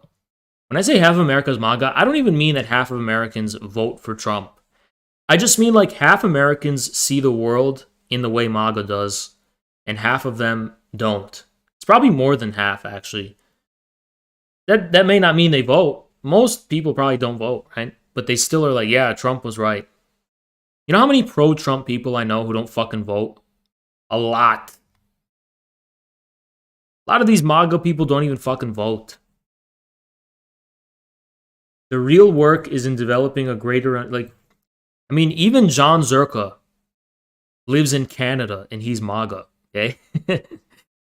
Even fucking Zerka, he can't even vote. He's a fucking Canadian and he's MAGA.